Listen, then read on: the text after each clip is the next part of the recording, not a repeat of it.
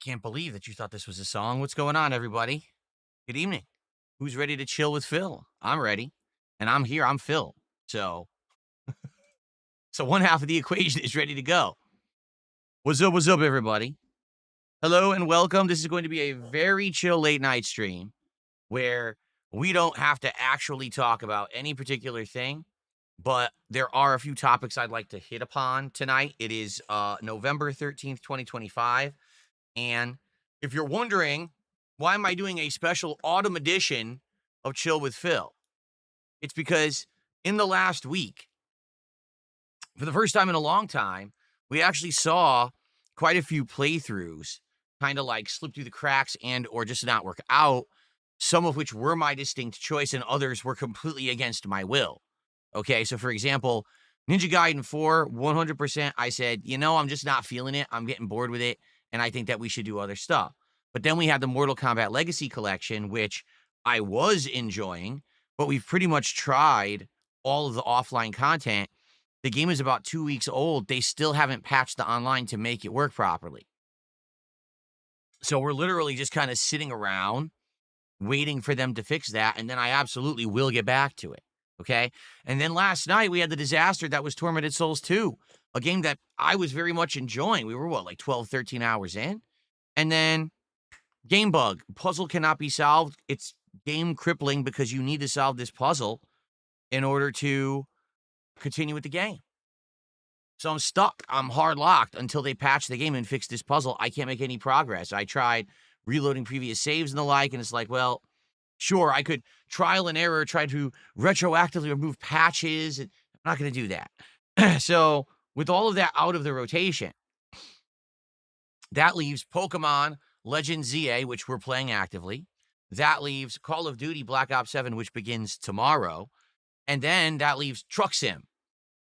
And that's it. Everything is gone from the schedule now. So what we need to do tonight, what I'd like to do with all of you, is chill a bit, hang out, enjoy each other's company, obviously, and determine what we want to come into the rotation starting, say, Monday. Because we're actually good for tomorrow. Tomorrow, it's going to be all Call of Duty. And then I'm off Saturday. Sunday, I think I'm going to do Call of Duty as the first stream, and we'll actually do our weekly Truck Sim stream as the late stream on Sunday. But Monday, I don't know what to do.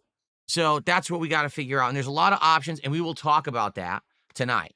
Okay, we will. We'll hang out. We'll talk about the options, see what makes sense, try to get some opinion from the crowd here that's here, and try to figure out what makes sense for everyone the most. All right. In addition to that, another thing that absolutely I would like to address tonight is what exactly we should be doing during this upcoming Black Friday event that I'm doing. We don't even know what to call it yet because we haven't locked in exactly what we're doing. Usually when we have one of these marathons, there's a theme. It's the Worst Games event. It's an Indies event. It's a Mega Man marathon. It's the Halloween marathon. In this case, we have no idea. So I feel like we should talk about this and try to figure it out and hammer in the things we're absolutely going to do. So now we know exactly what we're doing during that event and we can start talking about it and hyping it up. All right. We've talked about it like 3 times. We keep coming up with ideas, but we never really say, yes, that's it. So tonight, with the Chill with Phil stream, we're just going to hang out and enjoy each other's company. But in addition, tonight I have some refreshing beverages. This is Original Cosmic Crisp 2 Towns Cider House Alcoholic Cider. I'm going to have this and probably one more tonight. They're 8% alcoholic volume. This is usually the kind of stuff I drink when I play Truck Sim. But the thing is, some people were like, well, you do Truck Sim tonight. And I was like, I don't want to do a second Truck Sim stream. I feel like once a week is the perfect amount.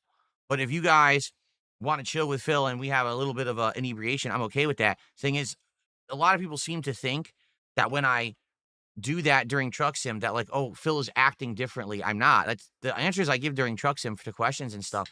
And the stuff I say is what I would say outside of Truck Sim too. But hey, if people want it, I'll give it to you. I'm okay with it. This one is great. This is the Cosmic Crisp Apple flavor. It's good. It's actually quite sweet compared to the other flavors. So that is what we will do. We will relax tonight. We will enjoy each other's company and have a good time and chill. So let's see, before we even begin with any discussion of schedule of the marathon or anything, I just want to say good evening to everyone and say what's up. So let's see. On the YouTube side, we got Bono's Tecmo, Wistful Wharf, Scottadoo, Dusty Trail. Does this look normal? Let's see. Slayer is here tonight. We got Deadpool, Alpha Gun, Max Power, Long John. Vietnamese Comrade just showed up. How you doing? How you guys doing? On the kick side, who do we got? Mojito Kitty's here. Captain Based Pants, Phil Loves Fuse, Beggy Smalls. I don't know what you're talking about. Blizzard, Blucher, Chinese Food MSG, the Peppermint Butler. I don't even recognize you, but hello. Some of you I recognize, some of you I don't. Todd, how are you? Willow, how are you? Good evening. Nello is over there. How you doing? All right. Colzep, good evening. Good evening. Dark Ethan, how are you? World Weather Authority. We got a lot more people showing up. B Chic, what's up? Garks, good evening. Thanks for coming by just to hang out. It's going to be a couple of hours of just hanging out. Whatever you guys want to talk about, it's all good. We don't have to focus in on the things that I've just brought up. King Gabriel, how are you? Good to see you. Michael Caine is back. Wow, I haven't seen you in ages. How you doing, man? Good to see people here just to chill tonight. It's like I've said, instead of trying to force games down your throat that we're not sure if you guys want, just chill and we'll figure it out. We'll talk it out and have a good night together. And then next week, we'll have a great week. Because that's what the last thing I would want to do is like, all right, I just decided we're playing Poppy's Playtime tonight. And then I go to play it and people aren't very interested in it. Like, oh, darn, I guess I should have asked if you guys wanted that. So that's what tonight's actual, stream is about. Okay. So I got $5 from some kind of troll. It's some kind of new detractor meme or something. I don't know who it is. Thanks for $5. From Dunce. Thanks, Dunce. Appreciate the $5. First contribution of the night, actually. Five from the Dunce. Very nice. Space Jam fan, how you doing tonight? Good evening.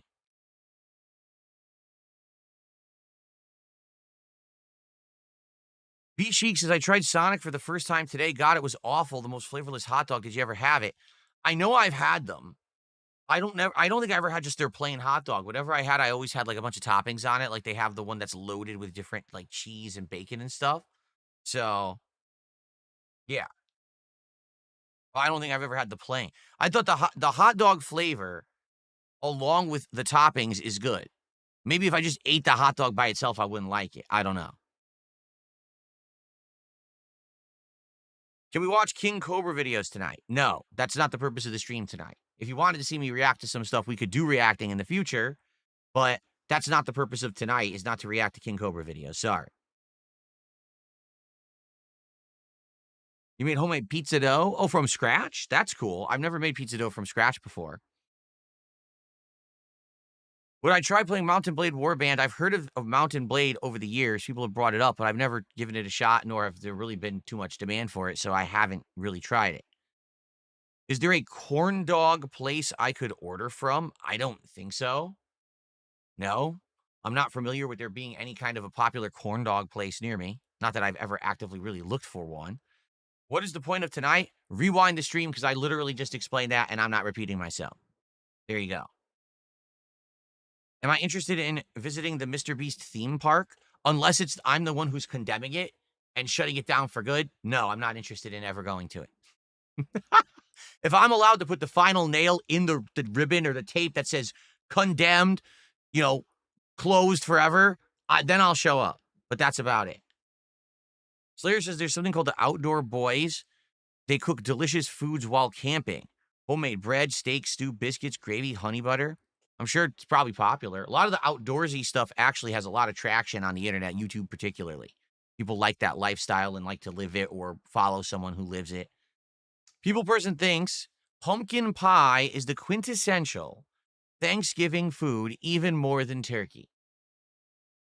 I don't know. For me, I do think turkey, but I actually don't like turkey the most out of Thanksgiving cuisine. I just don't. I think turkey's all right. I'll have turkey, as the protein at Thanksgiving, but particularly I like the sides better. I think I actually enjoy stuffing, cranberry sauce, things like that more than the flavor of the turkey. Some people just love the turkey, but I don't know. Remember, if you want to talk to me, please tag me in chat because I see people were tagging me in Kick and then they stopped. Um, let's see here. Yeah, Truck Simulator currently only has states that are west coast of the US and kind of into the Midwest, and that's where it ends. I don't know if they have any plans to add eastern states at all. Um, but they said their next major plans for a DLC will literally be up the west coast of Canada because they want to connect the United States up with Alaska up here. And the only way they can do that is to add all of the Canadian provinces and roads and the like along the western coast. So that's what they're saying is going to be their roadmap. Then I guess after that, we'll see what's next.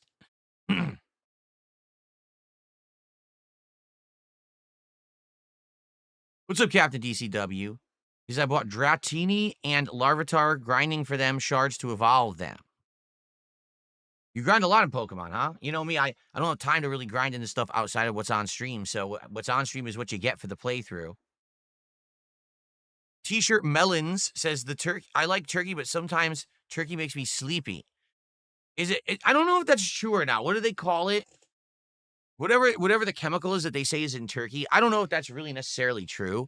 For me, I would say it was around 5 years ago. All of a sudden, after I would eat a big meal, like anything, like a dinner of any kind, I actually started getting sleepy. Legitimately just started getting sleepy after dinner. Usually it's dinner because dinner's the biggest meal of the day. I would legit just be like, oh, I'm so tired. And so that's when I started having like a coffee after dinner, and then I perk right back up and I'm good. But I don't know if it's necessarily what is okay. People are saying tryptophan.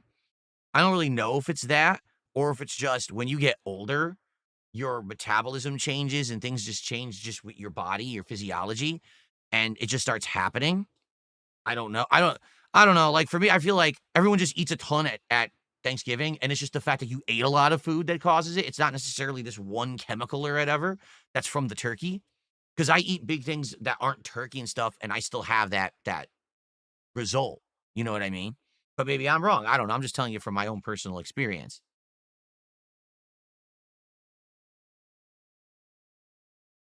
Oh, really? Buck Will says they have 2 or 3 other states they're going to release DLCs for before British Columbia. Oh, I didn't know that. What do we know? What states? I'm just curious. Are they moving progressively east at this point on the map for Truck Sim? Consider Johnny Walker for my next alcoholic beverage for your marathon. Johnny Walker is a kind of whiskey, right? Because they have different kinds. Isn't there like a red and a black? And isn't there another one too? But I don't know. I don't know much about it.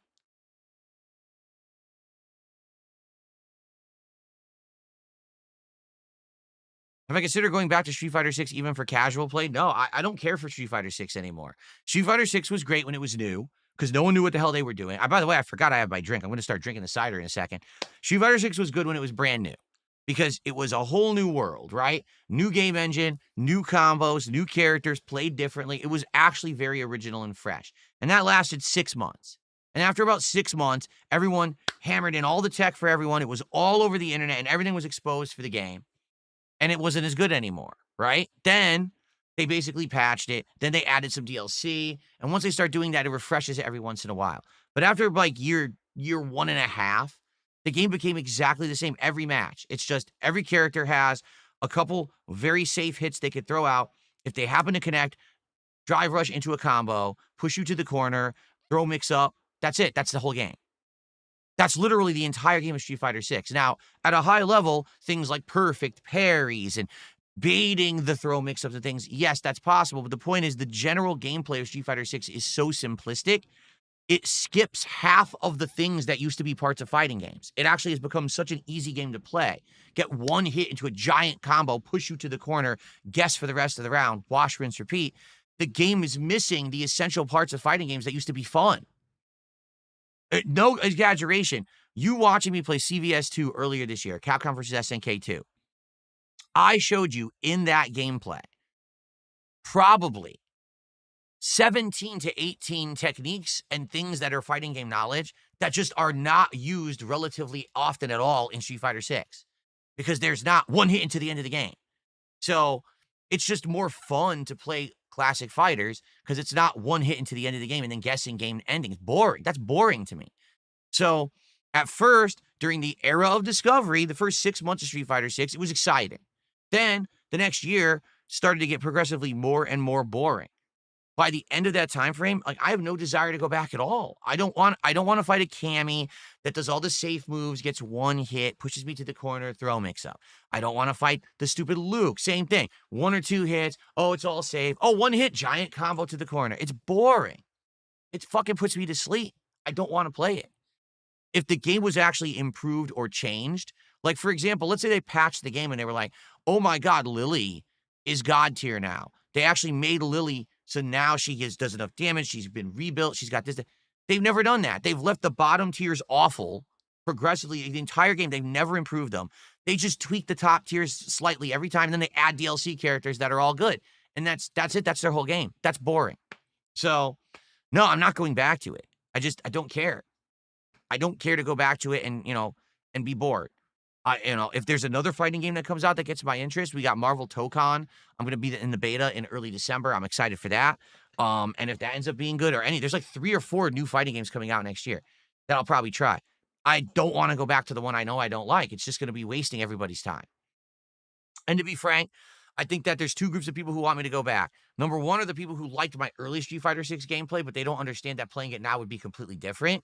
And then there's the people that know that it would be completely different. They don't care. They just want rage content. And I'm not going to give them rage content because I don't fucking like those people. They don't help me. They don't support me. They don't like the content. I'm not going to give them what they want. They're a waste of my time. So I'm going to continue to do stuff that I like, you like, and that we can work on together and enjoy, not garbage for idiots. So there you go. All right, time for the first sip.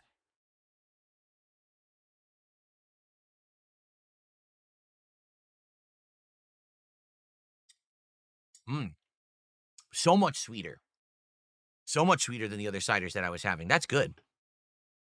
I really like that one. Yummy. That's right. Slayer says, well, it looks good for viewers and people who like pattern play style where they don't need to deviate much in the modern era. Absolutely correct. The reason Street Fighter 6 is like that, make no mistake, is because they want that game to be accessible to the masses. Whether or not it means the game's fun or the game is actually competitively sound, they don't care. They just want anyone to study someone's video or watch someone's stream, jump on and be able to do it within 5 minutes, and then they go online and they mash out combos and they do the same thing. They don't care that the game actually isn't great because it makes money. And that's that. You don't want that in a competitive game. You don't. You want the competitive game to be competitive first, and then you explain to the masses why this game is good, show them the top level gameplay, and show them why you have to be a dedicated pro to get to that level. That ain't Street Fighter 6. Hell no.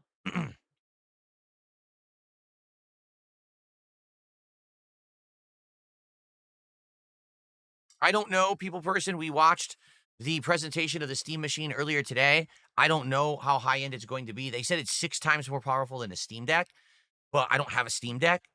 I don't know if that's good or not. You know what I mean? I don't know how good that would be.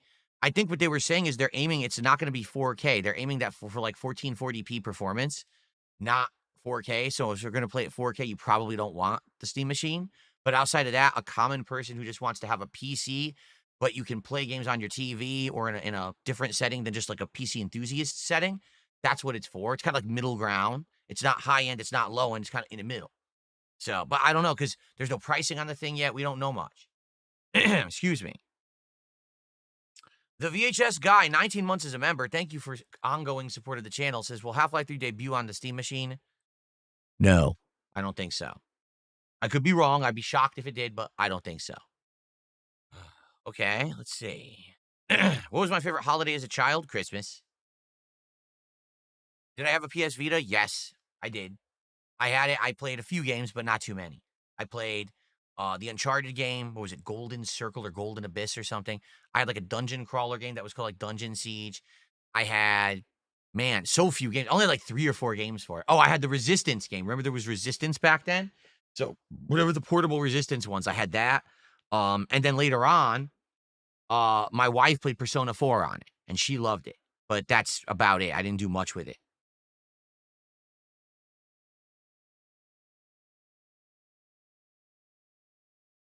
Yeah, they're making a lot of these, like, more portable VR, AR glasses and peripherals now, mostly for, more standalone systems. Like you just said, Slayer, like the Asus ROG, I believe, has one. There was one that was for, I think there is one that's supposed to be, like, Steam Deck specific. We're not talking about the Steam frame, but there was one previous. Or then you got stuff like MetaQuest that's its own thing. It stands alone. You don't need a PC for it, right? But, I'm not too interested in them, at least at this point. No, I didn't realize that Eddie Guerrero passed away 20 years ago today. And no, I have no recollection of what I was doing when I heard that he passed away. Don't know. Will I react to the new Street Fighter movie on stream? I mean, when the trailer comes out, sure. I mean, the cast is ridiculous. So I wonder if it's going to be any good. It might just be a joke movie. Who knows? But yeah, that'd be fascinating to react to for sure. Yes, I was a fan of Shawn Michaels in the 90s. I was a fan of Shawn Michaels when he was coming up in WWE. He split off from the Rockers. He did his own thing. He was feuding with like Bret Hart. That was the time I was a fan of Shawn Michaels. Then I stopped watching wrestling. So I missed the DX era and all that stuff. I did. I came back in the 2000s and I missed a lot of the Attitude Era good stuff.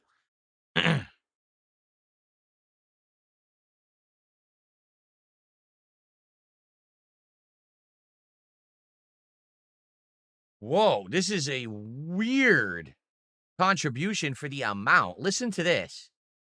I just received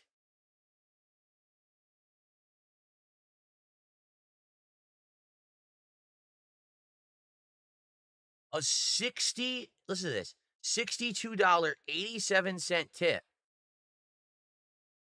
I'm steaming drunk right now. Convince me not to send the rest of my money for the month. Okay, don't send the rest of your money for the month. Don't do that. I appreciate the $62 contribution. I don't know why it's $62.87. It's weird. Maybe it's like a currency conversion. But if you're drunk, you shouldn't be contributing regardless. No one should be drunk contributing because then you have remorse later. You might think, oh shit, I wasn't supposed to do that, or didn't mean to send that much money. I'll tell you right now, don't send me another tip. 62. Hey, thank you for that. But don't send any more until you're sober. Be responsible. Okay. There you go. But thank you. I mean, that's a giant contribution. Let's get that up on the leaderboard.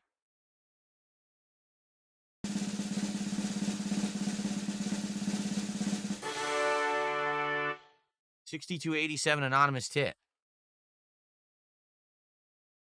Don't know why it's $62.87. But thank you. So just like that, we're up to $67 of support. A third of the way to the goal. Thank you, guys. Okay. Let's see. Do I think Black Ops 7 will be better than Black Ops 6? I don't know. I was actually not feeling good about Black Ops 7 when I heard that it had double jumping, wall running, and all that crap again. Then I played the beta and I realized it doesn't have double jumping. It doesn't have wall running. It does have wall jumping, which is, the basic first step towards having the double jumping and wall running again. It wasn't that bad, and it made certain maps feel kind of fun, but I don't know how much it's actually going to affect things. Once I got into the beta and I started unlocking weapons like the triple barrel sniper rifle, which is absolutely ludicrous, and then I unlocked the Predator cloaking ability and I was doing melee kills, I got into it again. I was having fun. So I'm looking forward to tomorrow. Tomorrow will definitely be a day of initial unlocks. Got to play with those stupid starter classes for the first stream, unlock the custom classes, start unlocking weapons, attachments. It's going to be a rough first day. It always is. But I hope that I can at least get something going so it's not like terribly boring for me to be grinding to unlock the basic shit. So, yeah, but we'll see. We'll find out. I hope that it ends up long-term being fun. I just don't know. I mean, it's a Game Pass game, so there's no investment there. But, last year, Call of Duty lasted a long time. I started playing it on the Elite 2 controller. Then I swapped over to a keyboard and mouse. It got even better, in my opinion. So, I guess we'll see. Best Call of Duty game I ever played, the original, the original and part 2 are equal. They're both World War II shooters. The second one improved upon the first, but the first one was amazing for the time. And then I would say the original Modern Warfare that took it to the next level. So, there you go. All right, Super Gaming Lagoon with a $6.99 Canadian super chat. I'd have to convert that. He says, I'm drunk too, so take my money. I grew up with you when I was going through hard times as a kid. Now I make six figures, and I love to see you grow. Thank you. I'm not going to grow. Don't get me wrong. I'm not going to grow. What I mean by that is this channel will never get any kind of significant growth. What it has is stability and slow, very slow longevity. It's not losing subs. It's not bleeding attention at all. It goes a little up and down, but I'm definitely not going to grow. I gave up all aspirations for this channel to blow up a long time ago. Sadly, with just the way that everything is set up on the internet, it ain't going to happen. You know, the channel being out of the algorithm for so long, even if I do something that gets attention, it lasts half a second and then it's gone. You know, none of my videos will ever go viral. Doesn't matter how good or bad the videos are, they'll never go viral because everyone constantly steals my content and posts it elsewhere and they get the attention, not me. You know, that's the weird thing is like people are, I don't get it. When a big YouTube name drops you, why don't you get attention? Because when they name drop other people, they get attention. Well, because all that negativity doesn't come to my channel, it goes to my detractors. They get the attention and the boost, not me. So that's why the YouTube algorithm buried me ages ago. So I know that I'm only going to get that core audience coming by, and or every once in a while, I'll have some new people coming by who heard of me and just want to check me out. And it's sustainable. It's definitely sustainable. This year actually has been one of my best years in ages when it comes to the level of support, sustainability I'm getting. It's been great. And I've been doing the things this year I like. Unlike last year where I did a lot of stuff that was kind of shitty drama shit. This year I focused on stuff I liked and it worked superbly. So thank you, Super Gaming Lagoon. Cheers to you for the super chat. And thank you for the nice notion. No, I'm not going to ever blow up on the internet, but I am long enough established, long enough running, that nonsense can't hurt me. Let's put it that way. I can't be canceled, okay?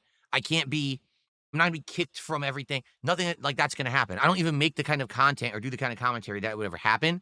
So I'm good where I am. I'm safe. It's just, it would be nice every once in a while to do something different, to branch out, to have a video that gets more attention, but I don't foresee it ever happening, to be honest, okay?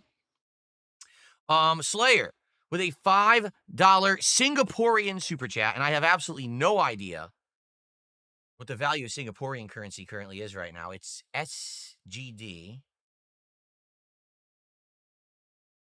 Shit. Hold on. $3.85 is the thing that stands out about it. The glasses are like regular glasses that do AR, and they're not bulky. They have good visuals. If they're AR, that means you're seeing everything in your room, which is actually very different from the notion of VR. VR is a virtual reality. AR is you're seeing what's there, but they're adding things, right? That could definitely be a different kind of gaming altogether when you really think about it. It could add a whole new element. And I think we saw something like that. Wasn't it the Apple shit that we reacted? It was at the end of last year, I want to say, when we actually reacted to the Apple stuff, right? And it was weird because it was like way too expensive. The pricing was like ridiculous. And like, who's going to buy this? Yeah. And they had that. They had the altered reality stuff in their glasses. So, all right. Wow. I received another generous contribution tonight. I just got $33 from Limestone. Thank you, Limestone. Let's get this animation going. Where the hell is it? There it is.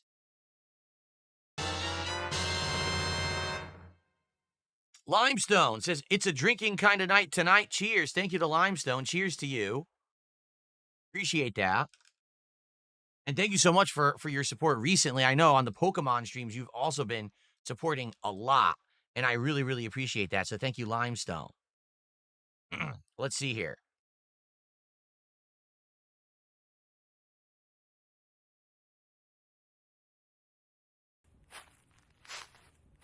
Someone tipped me $1 and says, James Watson was a very famous American molecular biologist, geneticist, and zoologist. He passed away a week ago at the age of 97. Did you read some of the stuff he did? Probably not. I doubt it. I don't think I've ever really been into that kind of stuff outside of when I was in school. I don't think so.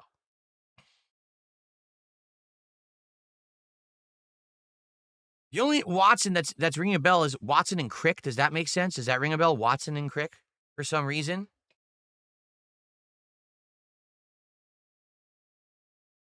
Watson and Crick. Is this it? This is it? Molecular structure of nucleic acids, a structure for deoxyribose nucleic acid. Yeah. So Watson and Crick. James Watson and Francis Crick were renowned for discovering the double helix structure of DNA in 1953. It actually rang a bell for me. Their work based on X-ray diffraction images explains how genetic information is copied and transmitted. So there you go. So Watson just passed away, huh? Well, man, he lived a good life. Amazing, groundbreaking scientific discovery, and lived into his 90s. That's pretty crazy. Man, I think we can only all aspire to have that kind of a life that's that notable, where you made an impact on humanity that much, and you lived a long, healthy life as well into your 90s, right? That's awesome. Well, cheers to you, James Watson, on your long and historic and very, very, how can I say, scholarly life that helped out humanity. There you go.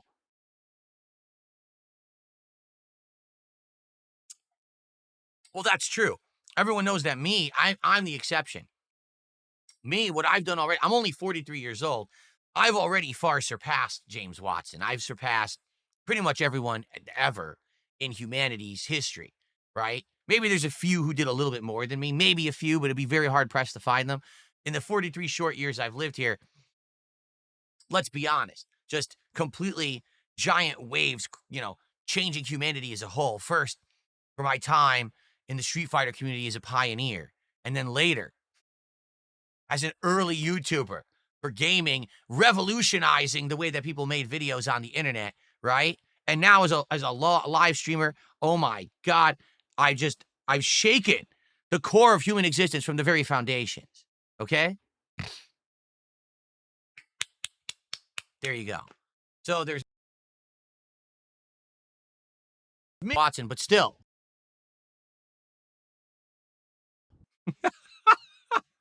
Of course. Now, let every idiot out there clip that, misrepresent it, act like it's serious, and put it out there so we can get someone who's another big YouTuber to react to it and be like, oh my God, I can't believe he's so full of himself, because they're an idiot. Okay. Oh, let's see here.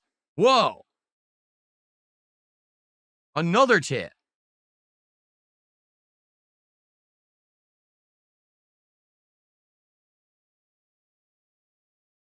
Okay, well, I just got another $36.46 saying, I know you said I shouldn't, but here you go. That's all I got until payday next Friday. Well, you don't have to send any more. I told you not to. There's another $36 from the I'm assuming this is the same anonymous tipper from before, right? All right.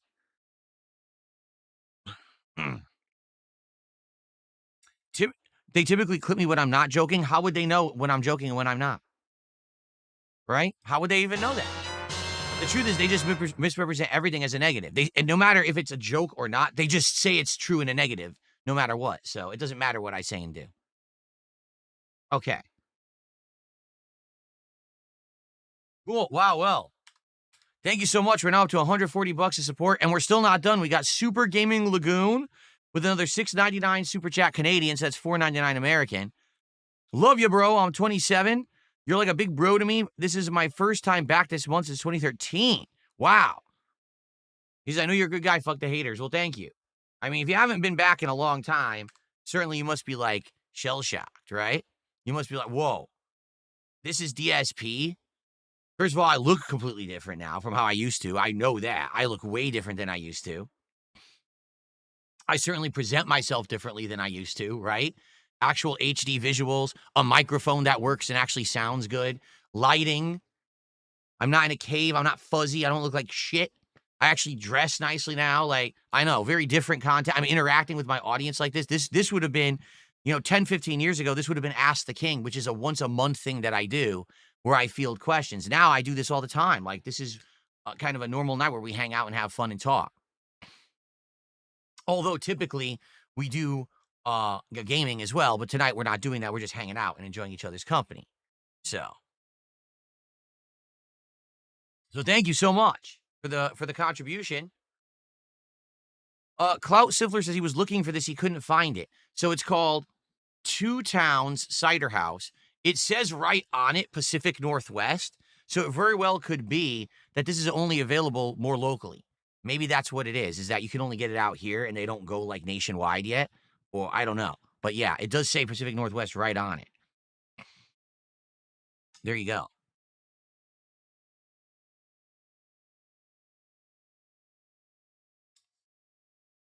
Colzep says, recently you end up getting more money from this kind of stuff than gaming.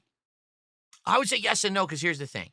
I think what's happening is I'm getting older, and I think people are realizing that the era of seeing Phil rage, it can be funny, but only in certain doses. Back then, it used to be like, we want Phil to rage at Street Fighter. We want Phil to rage at Call of Duty. We want Phil to rage at Dark Souls. We want Phil to rage at this racing game. Rage, rage, rage, rage, rage, rage, rage. And that was almost my actual formula for success. But what's happened is I got older. My viewership is getting older. And we realized, listen, there is the category for rage, and it's fine every once in a while. But most people who want that all the time became my detractors. All they want is the toxic, negative stuff. So they want to see me swear and rage and be angry all the time.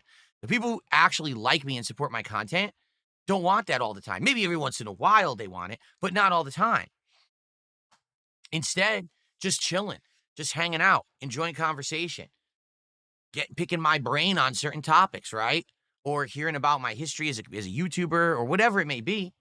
That's more entertaining, more interesting as we get older than just seeing someone pick up a controller and rage at a video game, And not to say that that's ever going to go away. I love being a gamer with you guys, but take a look at earlier today, I did a podcast and I did Pokemon. Do you know how much money I made earlier today? Over $300. Now, I could be grinding away at a rage bait game and make nothing or make $20. Just the other night, I played Mortal Kombat, right? And Mortal Kombat almost failed. We only made like $50. It wasn't because of a giant contribution for someone gifting subs on Kick that we hit the goal that night. But for the most part, playing, the stuff that's ragey or whatever, it doesn't really work anymore. People just want to hang out and they want to enjoy my company and have a good time with me. I'm down for that. Like I said, as I get older, I have to change my content up. It can't just be the same formula forever. But at the same time, I am still going to cover games. I'm still going to have fun. It's just going to be different. Instead of it being, hey, Phil picks one game and is committed to beating it from start to finish, it's going to be Phil picks a game, we try it. If it works, great. If not, on to something else that works. We don't have to keep going through every game and toughing through games you guys don't like and then end up having to play through everyone's bored and the attendance is down and everyone's annoyed. I'd much rather do things you guys want. Really. I mean, tonight, I am just hanging out with all of you. 250 viewers on YouTube. I bet we have our usual attendance over on Kick. Let's see. I don't even know how many we have. I never really look over there. We have over 100 viewers on Kick. And by the way, this is with the new decline in viewership because YouTube doesn't count ad block anymore. So I have almost 400 viewers just shooting the shit with you guys. That's awesome. If I was sitting here grinding at a video game, I'd probably have half that attendance. So again, it's not that I'm going to quit games or anything, but to be quite honest, I like chilling. I do. And I think this is going to become more prominent and more interesting the older I get and we talk about different topics and the like, Jade, how are you tonight? He says Gambit comes out in Marvel Rivals tomorrow. Cool. I'm glad that the game that you like is getting active updates, has a healthy community, and you keep getting free content for it. That's awesome, man. There you go. Someone tipped $1.50. Said you are up there, right next to Julius Caesar, as one of the most influential men in history. Thank you. I thought so. That's what I was thinking. I was thinking it was either going to be Julius Caesar or Pauly Shore. It was going to be one of those two that I was going to be most compared to. I'll take the Caesar. That's a good one. I'll take the Caesar comparison, though.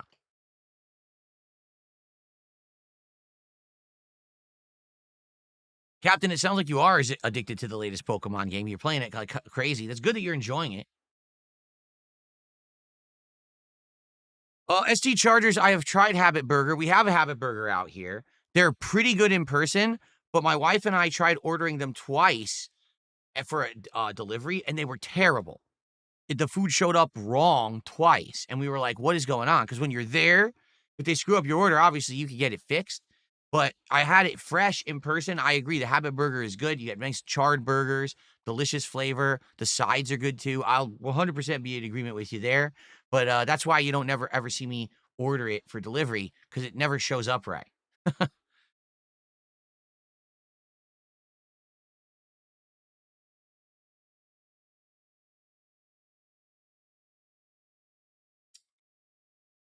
Did I ever see anyone flip their shit at a Waffle House? No.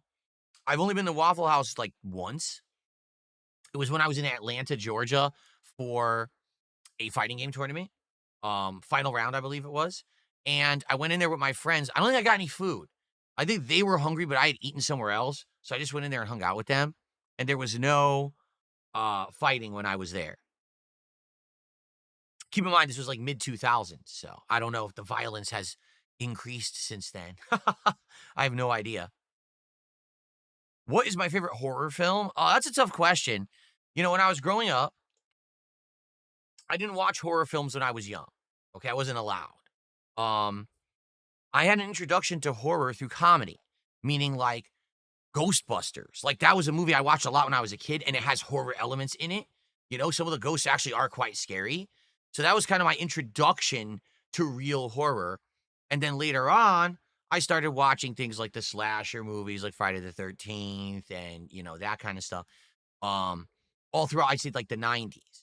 Okay. But even then, I liked it, but I wasn't like in love with it. Oh, another one that I watched, Gremlins. I actually was allowed to watch Gremlins as a kid, which is weird because Gremlins is an actual scary ass movie. There's violence, there's gore. I mean, the mother literally takes a gremlin and puts it in the blender and chops it up and puts one in the microwave and it explodes. It's actually very gory. But I saw that as a kid. I saw that a lot.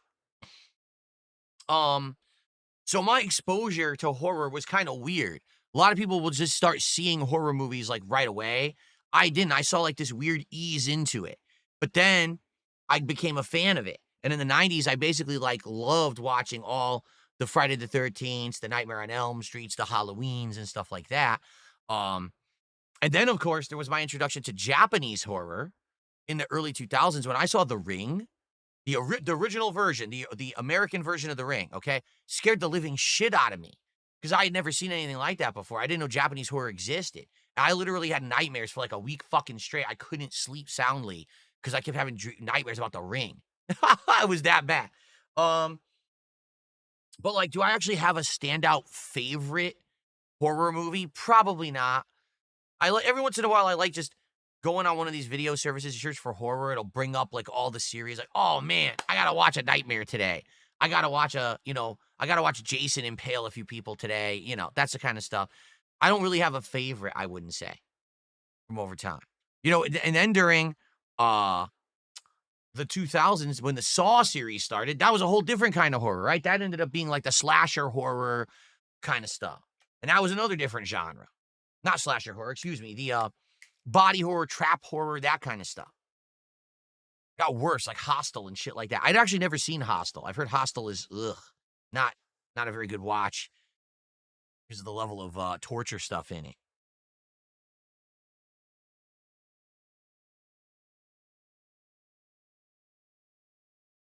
Vietnamese Comrade says, I miss DSP versus the internet. It was a fun ride. I liked doing it. It was one of the most fun things I did because I never knew what I was going to watch. And on any given week, you could be exposed to interesting stuff from all over the internet and learn different things. It worked it worked for like 6 months. It actually went really well. But then the show just fell off like a lot of things, like it gets too common. I did it weekly and maybe that was my mistake. Maybe I should have done it like every other week instead of every week, or maybe do it like only for special occasions, like maybe once a month or something, because it became so prominent that then it just wasn't special anymore. People didn't like it because it was too boring. It's the same topics every week. Yeah, well, the same people are posting the videos up. So, but I did enjoy doing it. for the 2 years that I did it, and maybe we would bring it back at some point, maybe as a limited series. We could do that. Or we could do a long form react at some point. I would be down for that. I don't know if people would like it or not, though. That's true too. SD Charger says the private reacts that you did were the best. I still go back and watch mine sometimes. I loved doing those. Again, I got exposed to new topics, new things that I didn't even know about existed. It was actually fascinating doing the DSP versus the internet stuff. I really liked doing it. And then the private reacts hand in hand with that, the topics that people picked for me and stuff. I had never even heard a single piece of music from The Weeknd until someone had me watch and react to like 5 music videos by The Weeknd. I didn't know about this particular awesome anime. And then I watched it for the first time. I'm like, oh my God, that anime is like crazy good, you know?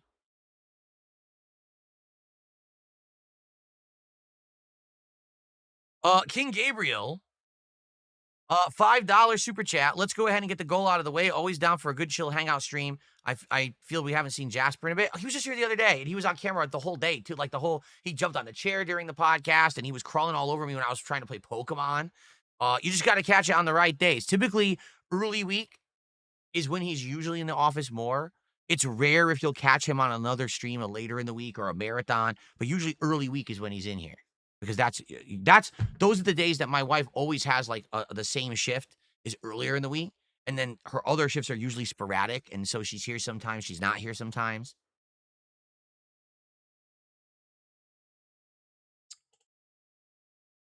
So thank you, King Gabriel, for $5. And indeed, just like that, ladies and gentlemen, we just hit a goal here on the late stream of DSP's Chill with Phil Autumn Edition. Let's go. Thank you guys for supporting my content. Thanks for chilling with me here tonight. We still have over an hour left. The night is young. I haven't even finished my first drink yet, and we already hit the goal. Man, I just gotta say, I'm so broke. I'm just doing so poorly. And I just sit here with no contributions every single stream, and I just can't get over it. I'm so upset with all of you. Oh, wait, that's what the rest of the internet is saying because they don't actually watch my content because they're brain-dead fucking stupid mouth droolers. Okay, thank you guys so much tonight for your positivity and your support. I appreciate you all being here. We do have some more serious topics to talk about later, such as what we're going to play next week. We have to determine what new games will be in the rotation next week. And then if we get to it, talk about Black Friday's event as well. But, I'm liking the vibe right now, the more casual vibe, the chill vibe. We're at 4 out of 10 goals hit, 6 goals to go for DSP Tries It, the new fried turkey Thanksgiving sandwich and apple pie shake from Arby's. That's the next one. I mean, it's so early, it's a possibility. Maybe we'll have a double goal night tonight. That would be amazing. That would help make up for yesterday because last night we didn't hit the goal because the freaking Tormented Souls 2 game crapped out on us. We couldn't do the puzzle, and then we got hard locked. So, hey, hitting a double goal tonight would be amazing, but I'm not going to sit here and press you on it. All right, thank you guys. Jade says, how is the booze? It's good. This is the flavor I like. Actually, later, the second drink, I'm going to try the raspberry flavor. That one is the one I didn't have yet. I'm hoping the raspberry flavor is sweet. I'm seriously hoping it's not tart like the blueberry was, because I like blueberries, but I like sweet blueberries, not really tart blueberries. But they seem to put the tart flavor into the ciders for some reason. I don't know why. I never played a Def Jam game. No, I did not. I've never played a Def Jam game before. Should I type in the kick chat again? There we go.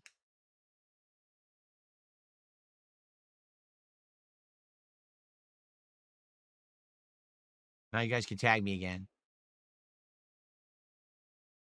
Love the people who say that I'm the one who copes. Literally in kick chat, all they're saying is, oh yeah, all his contributions are fake tonight. I actually mean this sincerely. I mean this very truthfully and matter-of-factly. I have never faked a contribution whatsoever on any stream I have ever done whatsoever. Every contribution is real. Now, I'm not saying there aren't assholes who charge me back.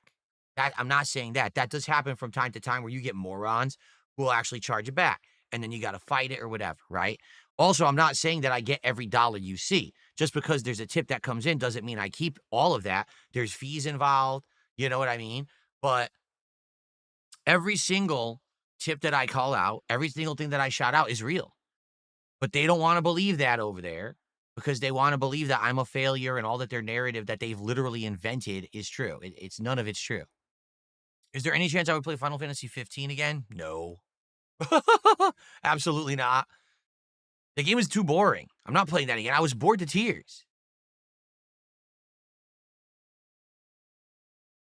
Yes, Fallout Season 2 is New Vegas coming up. I'm excited for that next month. In about just a month, right? Yeah, that should be fun. I've never played D&D, so I don't know if I would like it or not. I don't know much about it. Hojo got Mojo, good evening. How are you? Good to see you.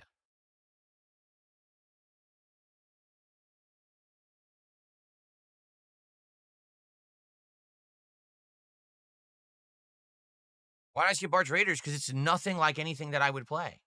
It's an extraction shooter. It's based on repetition. It's based on looting, and it's just not the style of game that I would ever play at all. I'm not into that kind of game. You know, the thing is, am I a variety creator and streamer? Yes, I am.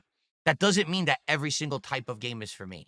You're not going to see me try new RTS games. You're not going to see me play, extraction shooters. You're not going to see me play sim games for the most part. You know what I'm saying? Like, there are a variety of games that I enjoy playing and trying. It's not going to be every one. And this one, I have zero interest. I don't think I would like it for a moment. I'd probably try it, learn some of the mechanics, be bored to tears.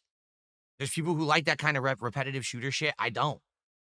You know, why do I like Call of Duty? Because in Call of Duty, I can run in, I can have a silly fun, zany fun. I can immediately mix it up, change my loadout, play completely differently, right? You guys can challenge me to do kill streaks and things like that.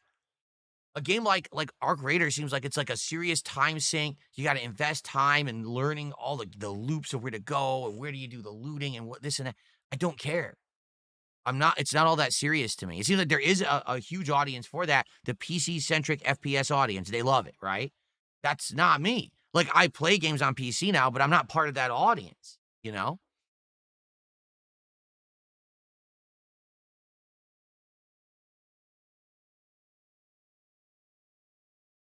Velocity says, Arc Raiders is feeling like the Helldivers crap again. It's all bandwagon stuff, and it could be.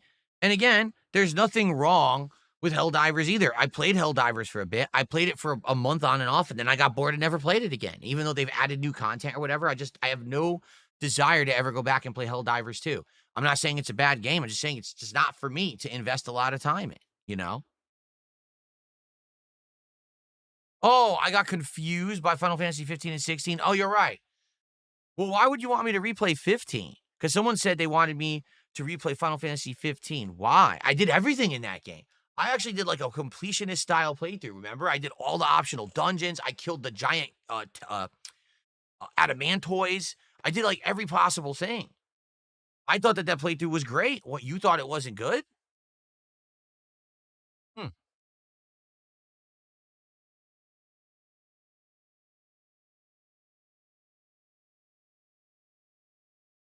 Jade says, I would like to see more My Side. Yeah, My Side was a shockingly interesting game. When we played it on Halloween, I was going into that expecting I was not going to like it at all. I was actually like starting to really like it, and then the demo ended. So that would be one. I think it's cheap too.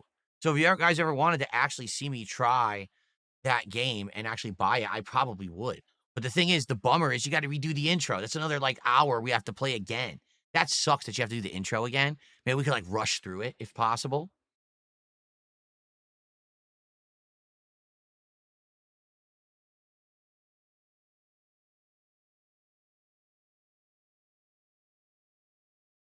Slayer would like a remake of Final Fantasy IX with full voice acting. I want Final Fantasy 4 and 6 to get the Final Fantasy 7 remake treatment. Because the thing is, Final Fantasy 7 remake, like, how can I explain? The reason they did Final Fantasy 7 remake is because Final Fantasy 7 became a cultural phenomenon, but it was for the wrong reasons. Don't get me wrong, Final Fantasy 7 is a fine game. But the reason 7 did so well, sales-wise, and became this giant dynamo is very simple. It was on PS1 and it was 3D. That was the era when all of the classic games were being basically upgraded to full 3D with polygons. Final Fantasy 4, 5, 6 are great games, and they did very well on Super Nintendo. But just because 7 went to CDs, had stereo quality audio and CD quality music, and had the polygons, literally people went apeshit for it. To be honest, I don't really like the story that much. I like the gameplay elements of the game. I don't think it's horrible. Like, I used to hate it. Now I don't hate it anymore. But I just don't think it's that good. I think people give Final Fantasy VII way too much credit because it was the first 3D Final Fantasy. In regards to, like, them making more games in the future, dude, 4 and 6 are better plots. 4 and 6, the plots are really good. 4 has this crazy twist where the character starts off almost like a dark character who just does everything he's told, and then he has a crisis of conscience, goes against what he's told by his government, and basically becomes a traitor. Then he gets forced to basically abandon his government and has to become like a redemption arc where he loses all his dark powers and becomes a light paladin. And then he discovers all the real things going on in the world, like, become, truth to him. And he's like, oh shit, we got to fight this thing that's been going on all this time. And I was a part of it. I didn't even realize it. Final Fantasy VI is wild. It starts off as a evil empire versus like rebellion, almost like a Star Wars plot line. But then halfway through, the plot completely flips on its head. The world is destroyed. And now you're in a post-apocalyptic game where everything from the first half of the game has been changed. And it's just wild. It's crazy. Biggest cast of characters like ever in an RPG. Why are those games always like put on the shelf? Why are those games put over here? And Final Fantasy VII. What about fucking Final Fantasy VII? What about it actually stood out besides it was 3D? I want to know. Or, okay, let's be honest. Because Tifa is the anime chick, and everyone liked anime in the late 90s, bro. So, anime chick, everyone, yeah. Give me a fucking break. Just because the characters were actually better written and more interesting in the previous games, but they weren't stupid anime chick style. Oh, so that by default made Final Fantasy VII better? No, it didn't. It actually pissed me off because I remember playing Final Fantasy VII and saying, this game is fine, but I actually thought, like, the other one's better. Are we ever going to go back to that formula? And they never did. They actually never did. 8, I hated 8. I never played 9. 10 is good, but not amazing. 12, 11 was an MMO. 12, I stopped playing. I was so bored. I never went back to it. So that's the point I'm making here, is I think that Final Fantasy 4 and 6, if remade, would actually be better than 7. But the problem is, will we ever see that? Probably not. It takes them so long to make these games. And then on top of that, 7 Part 2 didn't even do that well. They actually were very disappointed with the sales of 7 Part 2. They already confirmed they are finishing the trilogy. There will be a 7 Part 3 to finish it, even though 2 didn't do so well. But, I don't think they're ever going to do it again. I think this was it. This is a one-time attempt to see if it could work. And I don't think that they'll ever pull this again. That's it. It's just going to be the 7 trilogy, and then they're just on to newer games, and that's it. No, I've already said this before. I'm not really interested in Digimon. I know that people are basically saying this Digimon story game that came out is great, but I just don't care. It's like, there's so much gaming culture that goes on, right? And I feel like you can only invest yourself into so much of it.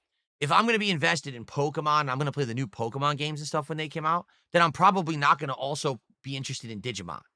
You got to, like, pick which ones you're going to be into.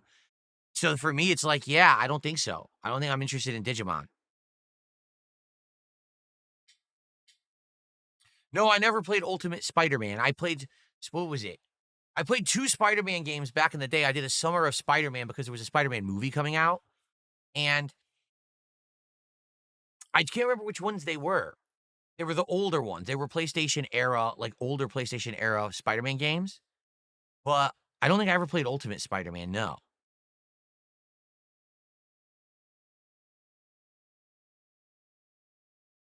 Yes, I tried Battlefield. I'm playing Call of Duty. You saw how long Battlefield lasted, right? Like, for me, if I'm going to play a competitive military-style shooter, it's got to be one that's going to be engaging for the audience, quick for me, that I can interact with you guys, but also put on a show. You can't do that with Battlefield, so that was it. It lasted, 3 streams? Wow, that was worth it, huh? So what I mean, like, would I play Battlefield and Call of Duty and Arc Raiders and another shooter all at once? Fuck no. That's just, it's too much of the same. Same thing. I'm not going to play a Digimon game, a Pokemon game all at the same time. It's not going to work. It's too much of the same, you know? You got to pick and choose. It's like what happened with Street Fighter 6 is I played it for a year, then I dropped it to play Tekken, then I dropped Tekken to go back to Street Fighter. You know, I can't be juggling 2, 3, 4 of the same genre. It's too much. Scrapper A-Wolf doing a $2 super chat saying, you think Final Fantasy VI was obscure always made me laugh. What do you mean? I don't know what you're talking about. Me thinking Final Fantasy VI was obscure? I don't even understand what that means at all.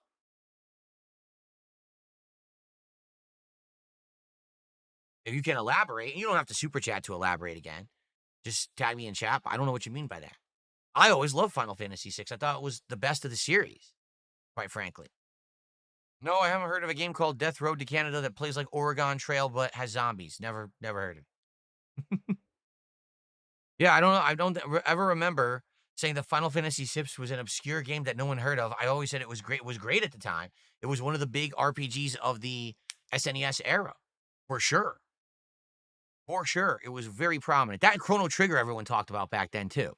Those were the two SNES games. There were some that were on Genesis as well. Like, what was it? Phantasy Star, I think? Whatever. There was like a whole series on that was Genesis exclusive, and then there was SNES exclusive, and those were like the two big RPGs of the time, depending on which console you had.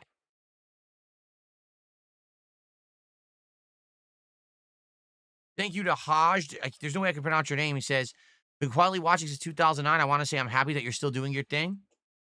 I'm glad I'm still doing my thing. I'm happy I'm doing it too. Thanks for the sentiment. It was Phantasy Star. I was right? Okay. Cool. I've never had a sweet potato pie. I don't know if I would like sweet potato pie. Yeah, Breath of Fire I was aware of. I always saw Breath of Fire at like Blockbuster to rent, but I never actually played Breath of Fire, so I can't really comment on that series. Never played Jade Empire. Nope. Never played Jade Empire before. Again, another one I'm aware of, but I wasn't playing games actively during that era, so I never played one. What's up, TX Shooter? Good evening. Good to see you.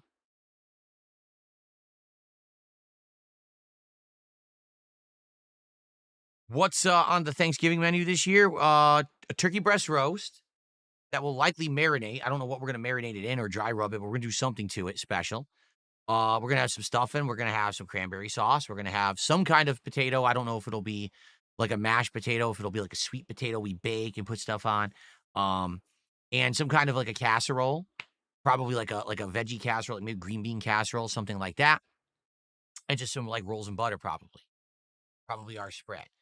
And it's going to be all homemade stuff this year. All my wife making it all.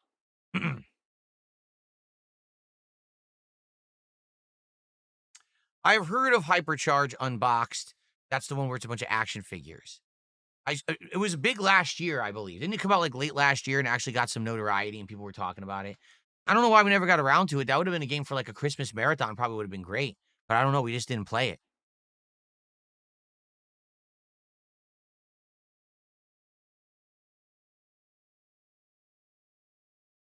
Well, Microsoft Flight Sim, we did play.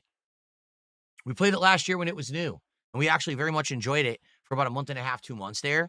But the thing with Microsoft Flight Sim is, what happens is everyone wants to go to the big notable spots, right? Everyone go to Paris, France. Go to New York City. Fly over your house.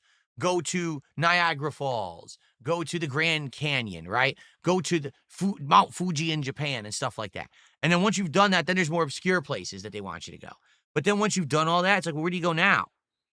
You know, and then you're like, and then there's really not consensus. Then all of a sudden, once you've done the big things, people aren't as interested anymore. And then it just kind of loses its luster. It was fun. Don't get me wrong. It was fun. Nice chill nights that we did. But, you know, it only lasts like a few weeks. And you kind of like, well, we kind of seen all this stuff, right? All the notable stuff anyway.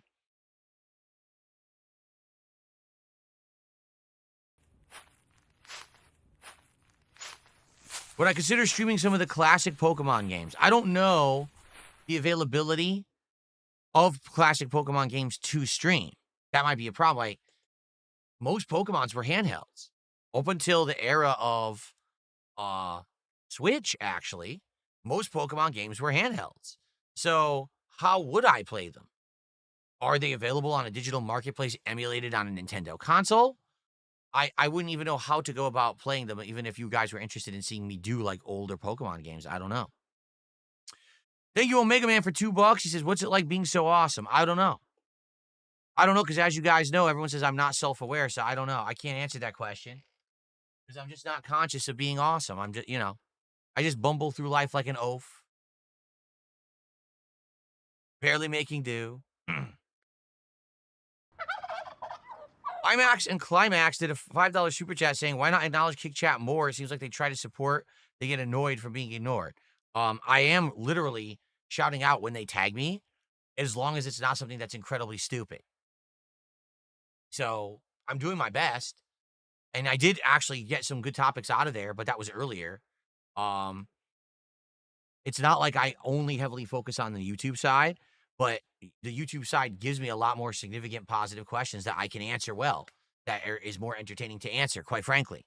Like, for example, we have, can we get a vegan barbecue DSP tries it next? No. And do you like zombie-based games? I have at some points, like back in the day, games like Left 4 Dead, Walking Dead was good, but zombies aren't really the rage anymore, so I don't really think about zombies anymore. There you go. I answered the questions from Kick. Do you see my point? We're done.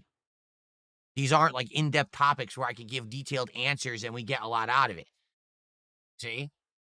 World Weather Authority has tipped me $2 and says, I've been following since the original Skyrim playthrough. I still get some good laughs from those videos. They get me through a rough time in my life, so God bless. Well, thank you. I'm glad to hear that because, as I'm getting older, I'm getting more of this sentiment. I'm getting people who come by and they're like, I actually used to watch you back in the day when you were actually like well-known and prominent and people didn't just fucking talk shit about you all day for no reason. And, you were actually a big part of my formative years and you were a free source of entertainment. And thank you for that. I'm older now. I just want to say thanks. Here's a few bucks. I appreciate that. I do. I appreciate that. It's very nice to know that there's people who come full circle, right? They were a fan of mine. They stopped being a fan of mine to move on with their own lives, but now they've come back later in life and they're like, oh, I'm back. This is awesome that you're still here. See, and then I ignore questions like this. How do you deal with ingrown hairs and sensitive skin? Do I look like a skin fucking expert? Do I look like someone who's a dermatologist? So why would you ask me that question? I don't. I suffer with it like everyone else. I'm a hairy guy. I get pimples a lot. Like, for example, just this week, okay, I said this week I'm going to shave every other day. That way, I'll look more smooth on camera. I'll look better. I started doing it. By the middle of the week, my entire neck had broken out with acne just because I wanted to shave more. I have terrible skin, and there's nothing I can do about it. I wash like everyone else. I do the stuff you're supposed to do. I've just always had terrible skin. Do I get ingrown hair sometimes? Yes, I do. They're insanely annoying. What are you going to do? You just deal with it, right? Until it goes away. I don't go to the dermatologist and pay tons of money. I just put up with it. I'm a dude. I just put up with it till it goes away. Super Gaming Lagoon with another $2.79 super chat says, love you, big bro. Thank you. Super Gaming Lagoon. I appreciate that. Probably about $2 to support. Honestly, it's probably a little less than that, but it's fine. But anyway, that's why I'm not shaved today, because I have been trying to shave every other day. And then all of a sudden the acne broke out and I was like, well, I'll give it an extra day. I'll probably shave tomorrow. Alex from Phoenix says, since 2013, a fond memory of you was playing WWE 2014, trying to end the streak with CM Punk. It was a fun video. Yeah, because he cheated. There was no way to end the streak. He just cheated so much. It was ridiculous. He couldn't end the streak. The game was just insane. Absolutely insane. Well, IMAX and Climax, I don't know what you're talking about there. It could be some kind of a negative reference, but thanks for $5.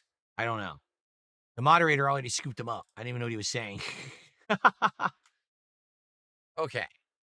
I'm just about to finish my cider. I'm going to go get the other one, which is, I want to try the raspberry flavor and see what that's like. What we should do for the second half here, we absolutely now should figure out what I'm going to play next week. Because now we've hung out for like an hour. We've had a good time, right? We got to figure out next week what to put into the rotation. Excuse me. Belching from the carbonation.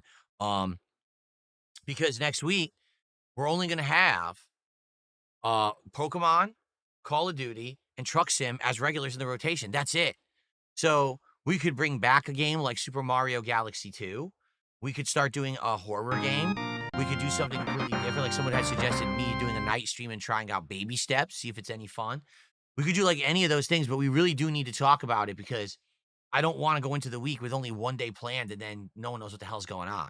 You know me, I told you, I'm the guy who likes to have everything laid out with a nice schedule so people know when to show up, so they can see what they want to see and not miss stuff they want to be there for. So we got to figure that out. Dominic with a $20 super chat tonight. It's good to see you, Dominic. He says, I still remember your first Dark Souls playthrough. Watching it now, dive into something like Silksong with so much ease has been a cool evolution. Yeah, and that's the thing. Like when I started on YouTube, 100% I was a bumbling oaf. I was out of gaming for such a long time. I had only been doing Street Fighter. Like no exaggeration, I was a Street Fighter competitive player for like 10 years. I missed the entire PlayStation, late PS1, most of the PS2, original Xbox, and GameCube era of games. I didn't really get back into console gaming until PS3, Xbox 360. So I had been so out of the loop that I sucked at everything. Like literally any game I touched, I was like a babe in the woods, I don't know what's going on, And so you see me try to play anything difficult. Oh my God. You remember how staunchly against difficult games I was back then? That I wanted more casualized games, easier games. I didn't want to play anything challenging. When I did, I was like, I don't know about that. That's why I actually didn't play Dark Souls 1 right away. People were telling me it was hard, but they wanted me to play. I was like, nah, I'll skip it. And then I ended up playing it because people were like pestering me to play it. And of course, I sucked at it. I didn't know what the fuck I was doing. I was a moron. Today, now, after 17 plus years as a YouTuber playing all these games, pretty much anything you throw at me, I can learn. It's just a matter of, do I want to, right? Like there's some games I'm going to enjoy more than others. And if I see something as just cumbersome right from the get-go, slow moving, annoying, I would tend to probably not like it as much as something that maybe is a little bit more engrossing right at the beginning. So, but you're right. In a game like Silksong, right? So here's a game, Metroidvania, very challenging. Everyone knows it. Everyone says this is going to be like the most challenging Metroidvania ever made. I'm going into it playing very few Metroidvanias. I played the classic Castlevanias. I played the classic Metroid games back in the day. I played half of Symphony of the Night, never finished it. I maybe played like one of the mobile Castlevanias at one point, the ones on like Game Boy Advance or whatever. I played the more modern Castlevanias. Yeah, I played Metroid Prime 1. I played Metroid Dread. You know what I'm saying? But I'm just not a Metroidvania guy. But because I have played so many games, so many difficult, challenging ones, all the FromSofts and the other things, you know what I'm saying? The ones that are similar. It's easier for me now to walk into a difficult game and kind of get it after a little bit. To me, it wasn't really a huge leap. The hardest part of Silksong for me was getting used to having that level of control needed to succeed. That level of difficult platforming or dodging perfectly around the bosses and attacking. Do you want to know the truth? The Mega Man marathons this year absolutely helped me to get ready for Silksong because I hadn't played difficult fights like that in ages in a game, and I played all those games within January and then 2 in August. It got me ready for the tough shit in Silksong. I'm glad I did that. But yeah, like, you're right. Back in the day, if I had tackled a game like Silksong, I never would have beat it. Are you shitting me? I probably would have made it a third into the game, raged, and just quit and never played again. But now it's completely different. You can see in 17 years the evolution of me absorbing all of this knowledge and experience from the other difficult games I've played and being able to jump into a game like Silksong with no prerequisite knowledge of the series because I only played half an hour, maybe 45 minutes of the original Hollow Knight, and then being able to adapt. And it was fun. Man, Silksong was such a good experience. I am so happy that you guys convinced me to play it like that. And thank you so much to everyone who supported it and let me enjoy it, because that was by far one of the most refreshing, interesting games I've played in many, many years. Really.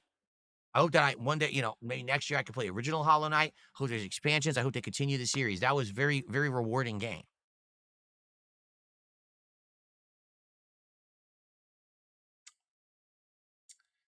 NJB with a $5 super chat. How many PlayStation trophies do you have? Is that something you keep track of? No. Only way I would ever know that is when we boot up the PlayStation 5 rarely and I look at it. I don't really track that stuff.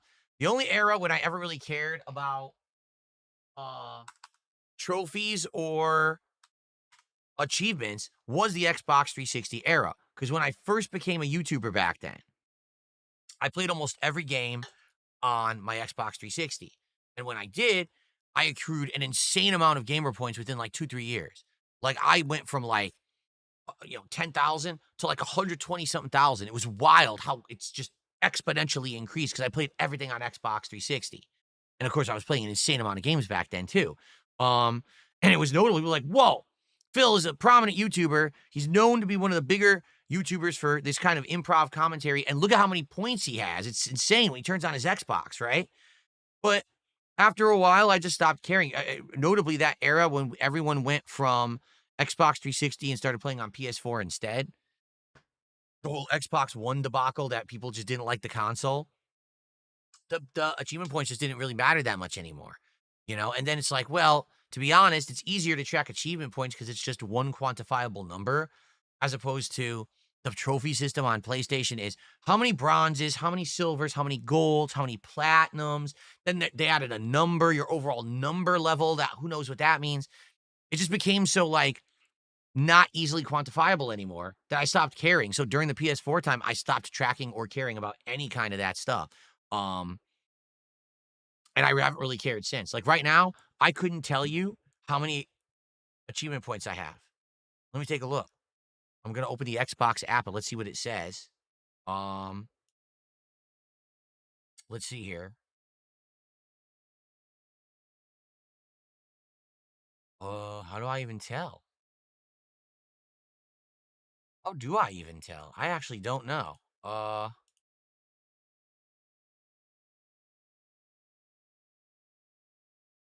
Where is it on here? Install, home. If I click on my profile, my rewards, settings, view profile. 182,330 gamer points on my Xbox account, which is insanely long running. I created this account when Xbox 360 launched. So that's how long I've had it.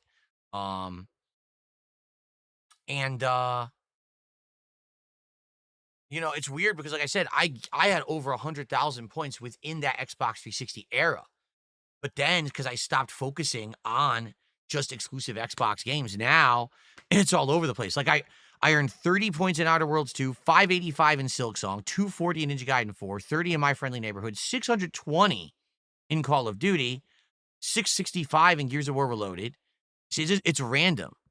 Blueprints I played over 60 hours of, I only earned 180 points. Clear Obscure 490, Doom the Dark Ages 670. How the hell did I get 670 points in Doom the Dark Ages? I have no clue. But yeah, so I don't really track this stuff anymore. I just let it ride, and if I earn a bunch of points, great. It's not like you do anything with them anyway. But, at one point, they were a braggable thing. Like, you would brag about how many gamer points you had, and then I just stopped caring when I started playing on PlayStation. I'll be right back. Get my second drink. This one will be raspberry flavored to try. And then let's figure out what we're doing next week. Let's talk about that next so we don't forget about it. We really need to lock in and say, here's the games I'm going to play next week, okay? I'll be right back. Shockingly, I didn't lose a ton of viewers. You guys stuck around. Cool. Raspberry flavored Cosmic Crisp cider from Two Town Cider House. Pink color. But I just hope it's sweet. Like, I really hope it's sweet. Okay.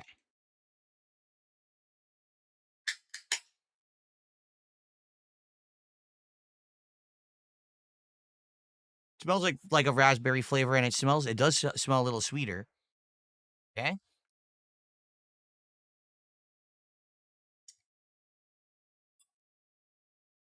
That's pretty good. That's better than the blueberry. Oh, yeah. That has a distinct raspberry flavor, and it's on the sweeter side. Much better. So I like the raspberry, and I like the Cosmic Crisp apple. I don't like the blueberry. Okay, cool. All right. So let's talk, folks. First off, I can't even install Black Ops 7. I tried, and it says it's already installed, and I'm like, oh, is that because I had already played the beta? I think so. I think it's the same exact client. And all that happens is once the game goes live, then it'll say, "Oh, do you want to like install, Black Ops 7?" Because I already have it installed. So maybe I don't think I can really install it ahead of time. It's that stupid game hub thing, and then they say, "Oh, what game do you want to play?" or whatever, right? Um, so tomorrow we're playing Black Ops 7 all day, 2 streams. There will not be a podcast. We'll hang out for like a half an hour, and then we'll get right into it. Tomorrow is all about that grind of unlocking the early weapons, getting the custom classes unlocked, getting some attachments for some of the early weapons. I want to get the melee class unlocked, because that's cool. I like doing the melee stuff, but it takes a while to get the build for it. I feel like the entire first stream will be that. And it's gonna be tough because, number one, everyone's gonna be playing it. The connections might not be very good because it's the first day. You might actually have a lot of lag and issues. I guess we'll have to see. But hoping for the best. And then the night stream, I'm hoping, will be a bit better when it comes to the unlocks and stuff. Because I've already had everything unlocked. Maybe I'll start to actually play with certain classes and stuff and do a little better. I guess we'll see. But here's the funny part. Today I played Pokemon, right? Insane amounts of engagement and support. Tonight, we're just hanging out on this stream. Good attendance, engagement, and support. Will this carry over to tomorrow? I'm starting to question, when I'm just playing games isn't really engaging that much anymore. It depends on the game, I guess. But yeah, I'm curious what'll happen with Call of Duty tomorrow. Will people actually show up and hang out with me all day? Or will people only show up for the first stream? Or will people get bored when they realize the early streams are me just grinding to unlock stuff? I can't do the fun stuff yet. Like, I'm curious how it's going to go. Like, for example, Jade just say, I hope you'll play with that gun.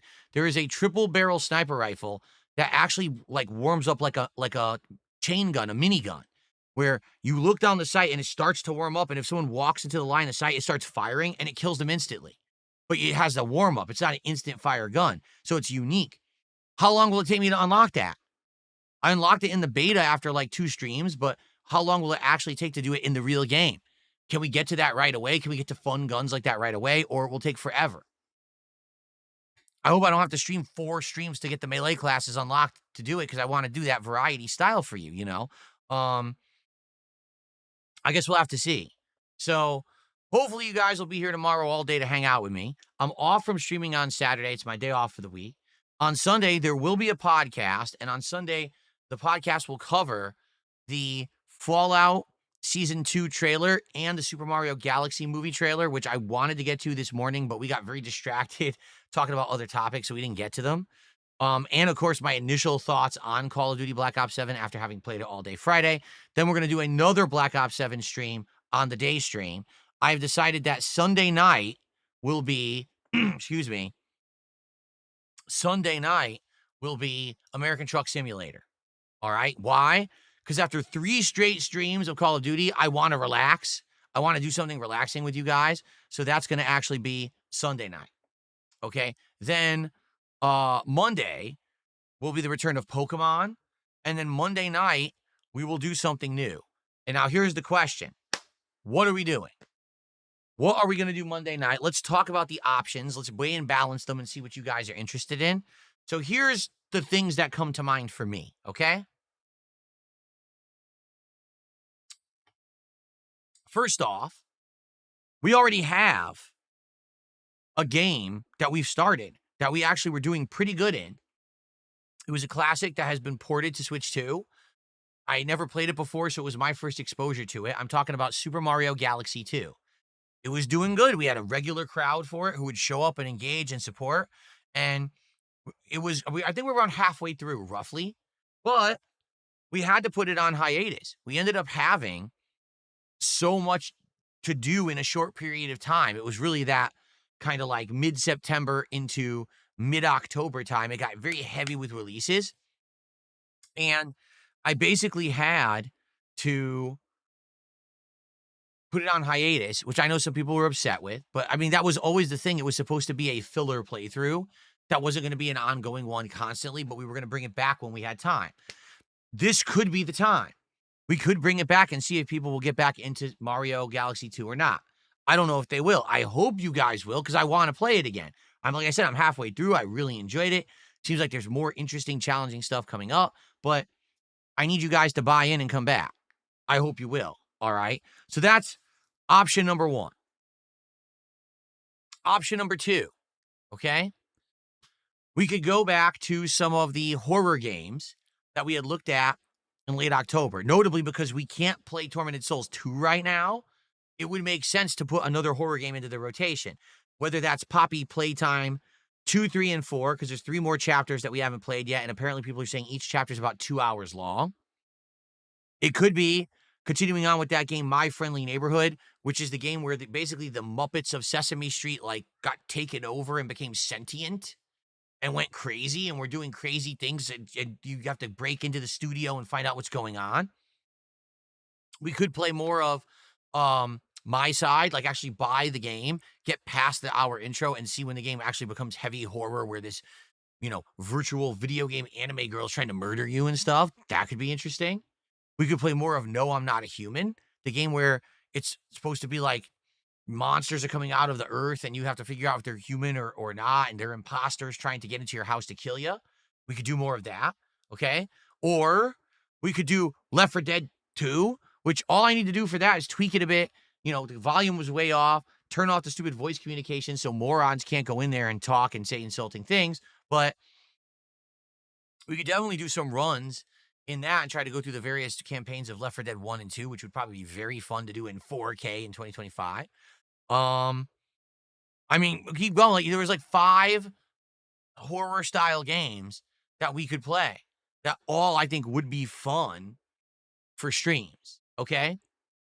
Or on the flip side of all of that, something completely different we haven't even addressed, indie games that we haven't touched in a long time. There's actually been a few indie games that have kind of broken out as viral hits. For example, Baby Steps, the game where you're like a fat dude and you can't walk, and it's one of those weird motion physics games where you have to try to keep yourself moving, but you fall and you turn into like a gelatinous blob and shit like that.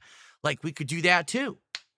So that's just a few of the suggestions that have come up, and I'm down for any of those next week, but we really need to figure it out tonight so we can lock it in and say, okay, here's what we're going to do. Let's schedule it in. Let's give it a shot. If it works, great. If not, on to the next. You know what I'm saying? Like, I really want to figure this out tonight before we adjourn. So I'm curious. Let's take in some feedback from you guys. What do you guys think? Because we'll probably do a poll here in a second, but I'm curious, what do you think about those? Is there something else I'm not aware of? Let's see. Let's see here. We need more Not a Human. It's the most wanted game by a country mile. Please play Metal Gear Solid 1. It's the only game of the original trilogy you never redeemed yourself in. I'm waiting for them to remake it. Isn't the rumor that they're remaking it? Because I want to play it again, but it's not really accessible. I'd like to play it eventually again, but a better version,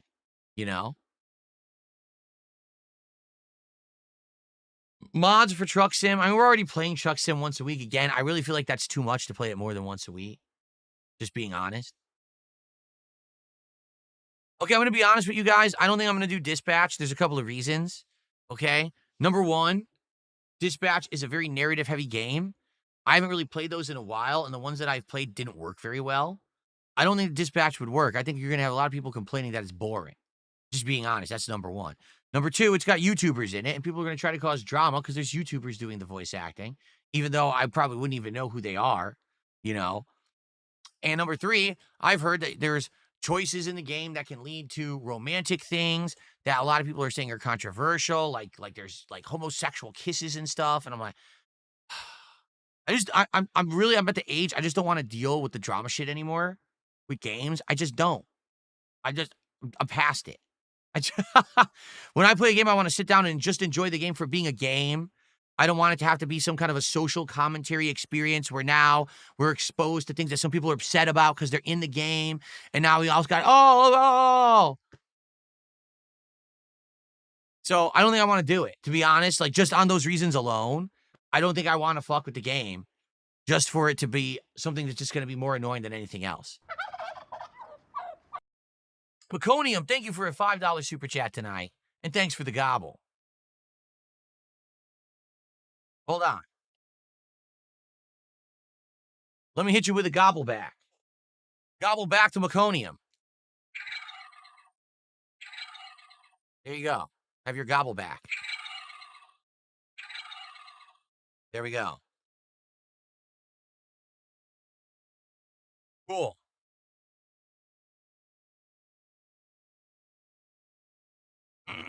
Okay. Let's see. By the way, Bumblebee Farmer, how you doing, man? Good to see you. Thanks for stopping by tonight. Always good to see you on the stream. Am I ever going to play Ballad of Gay Tony? I think eventually, but we have to figure out the whole situation. The mods don't work with it. We tried messing with the mods, altering the mods. It still didn't work. You know, we basically wasted 2 entire night streams trying to do it, and it didn't work. And I just got tired of messing with it. Maybe we'll get back to it at this point, but I think the whole summer of GTA 4 thing got played out. We did it. We did the main game, and that's enough.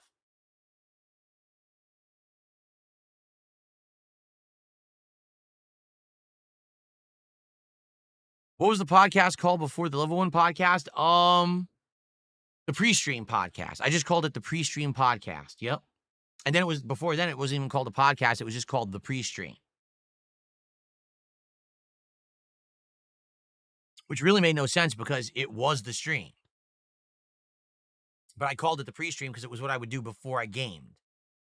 What I really should have called it was the pre-game. That would have made more sense, actually. Have a good night, Vietnamese comrade. What's up, King Michael?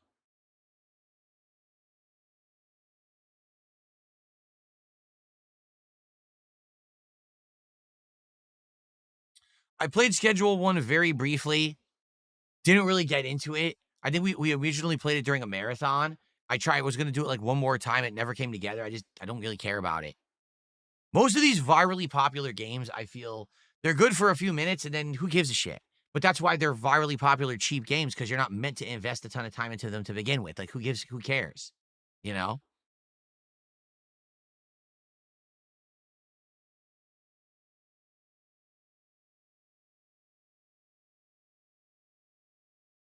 Why did I used to only have artwork during the pre-stream?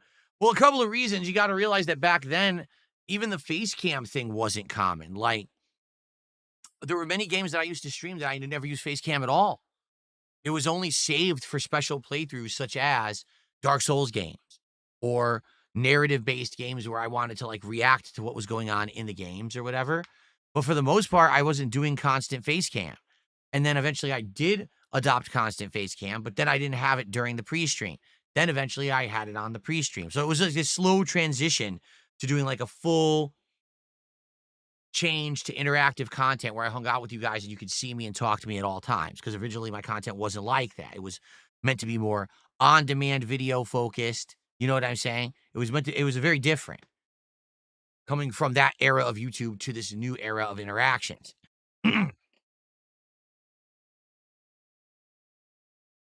So what do you think? What do you think of all the ideas? Or does anyone have a better idea? But what do you think? Like, for me, number one, I do want to bring back, Mario Galaxy 2. I do. I've been wanting to play it. I've been craving it. It's a great game. We haven't played it now for almost a month. And I feel like if we don't bring it back soon, we're just not going to be able to play it again. No one's going to care. I feel like if we bring it back soon, it'll be fine. But if we wait too long, it's going to be like other playthroughs that just get lost. And I don't want it to be an unfinished lost playthrough. So maybe next week as a game that we alternate. So this way we don't get too oversaturated with Call of Duty. And we also don't get bored of just constant Pokemon. All right. We bring back Mario Galaxy to toss in there in between to break it up. Okay. And this time, I don't put Mario Galaxy back on hiatus. We just keep it in the rotation until we finish it. Okay. So if that's the case, day streams would definitely be Pokemon and Mario. And then every once in a while, Call of Duty. And then night streams would alternate. We would definitely have Call of Duty as a night stream sometimes. We would have Truck Sim as a night stream always, but only once a week. But we do need more stuff for the night streams. So the question is what? Because again, we have options. We have these horror games. We have baby steps we could try. I don't know if baby steps would turn into more than one stream. Also, fingers crossed, they do patch Tormented Souls 2 so we can finish it. Fingers crossed, they live up to their promises over at Digital Eclipse, and they actually do put in working multiplayer for Mortal Kombat because I want to play the game online. That would really suck if we're done now and we can't do it. Yeah, what about this other game, Leave It Alone? What about this game you guys are bringing up, Leave It Alone? What do you think about this one? It's supposed to be a chill game where you're just basically blowing leaves around or whatever. It's only $6. It just came out not even 2 weeks ago. It's like Power Wash Simulator, but with leaves. And it's perfect time for it because it's the fall. Like, it's timed for autumn. I would say, you know what? Do you just want to try this one night next week and see if it works? Just let's lock it in now. And just say, let's give it a shot. I'd be okay with that. It's $6. I don't give a shit. Right? It's not a big deal.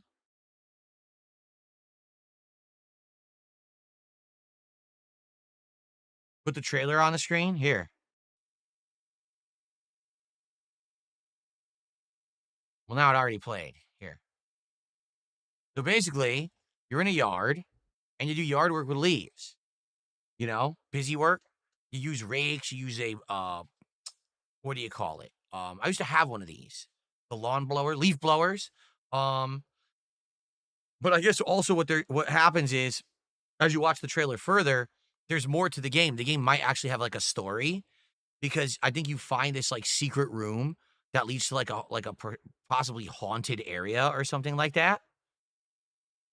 Watch, it's coming up. See? So you find the basement. Look at this. This is the basement. So what are they alluding to here?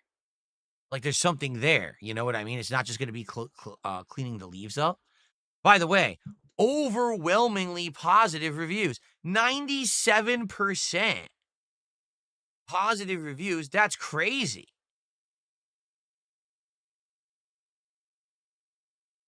I'm shocked.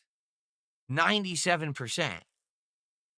So I would say, I'm willing to add it to the wish list, but I would say if you want to do that next week for a random night stream and give it a shot and see if it works, I'd be okay with that.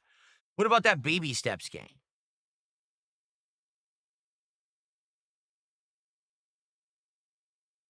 This one came out late September.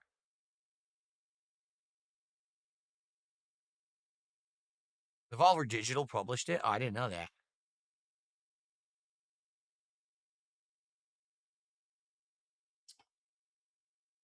I mean, this is literally all it is, right? You're just trying to walk and you can't. There's cacti. So this one has very positive, but not overwhelmingly positive, just very positive review. I would be willing to guess it's because of the price. If you take a look, it's a $20 game, and that might be why, because it is way more expensive. As opposed to, a silly game with the leaves, $6, who cares? This is almost, it's $20. So if people buy this as a gimmick meme game, and they only play it once or twice, but they spent $20 on it, they're going to be like, oh, shit, that was way too much. As opposed to dropping the money on the Leaf game, even if you never play it again, it was like $6. Ball X Pit? What the hell is that? Ball X Pit. This one has a demo. A brick-breaking, ball-fusing, base-building survival roguelike. No. No one wants to see this. What are you talking about? What is this? I never even heard of this before. What is this nonsense? No. Okay. Oh, it's actually on Game Pass. Is it really? There's a demo and it's on Game Pass. No, because you know what this is? This is like Hades. If people didn't want to see me play Hades 2, they don't want to see me play Ball X Pit. You know what I mean? Like, it's going to be the same kind of shit, trying to survive against a million enemies, using crazy abilities and weapons and leveling up. It's the same shit. You know?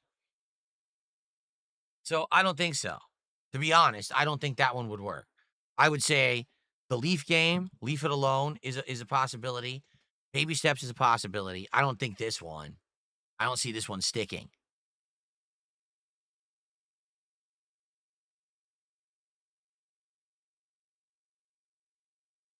No, we looked into Mega Bonk. It just doesn't look good. It looks like the kind of game again. It's a memeable game, and that's why people played it for a little bit. But again, look, it's the same shit. Oh, look, pixel style, retro style, repetitive gameplay, leveling, killing millions of repetitive enemies. It's the same game. Yes, I'm sure there's variations and there's tweaks, and it's so samey. All these games today are samey. They're all following very similar formulas, trying to do this, oh, well, our little spin on the same exact formula.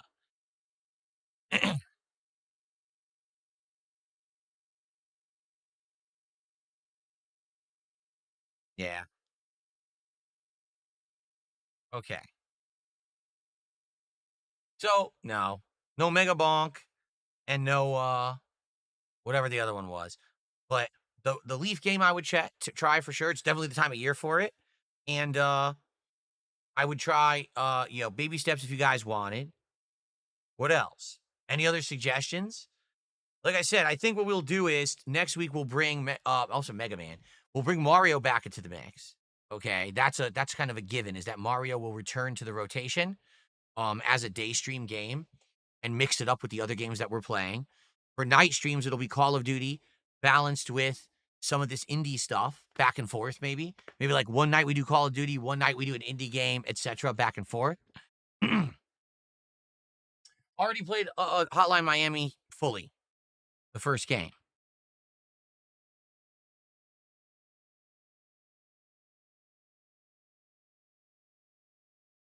I heard a lot about Dredge. I just don't know if anyone would care about Dredge in late 2025 because it's not from now. It's like last year, isn't it, or something like that? Like I heard Dredge it's a fishing game, but also has horror elements, so it's kind of like a genre fusing game, which is fine. But I just don't know if anyone's gonna care about it now. Like for example, I tried playing Dave the Diver. That's also a genre combining game. It has like button time presses. It has like underwater sea stuff. It has cooking stuff. No one liked it, which sucked because I thought Dave the Diver was good. So I'm curious if anyone would like Dredge then.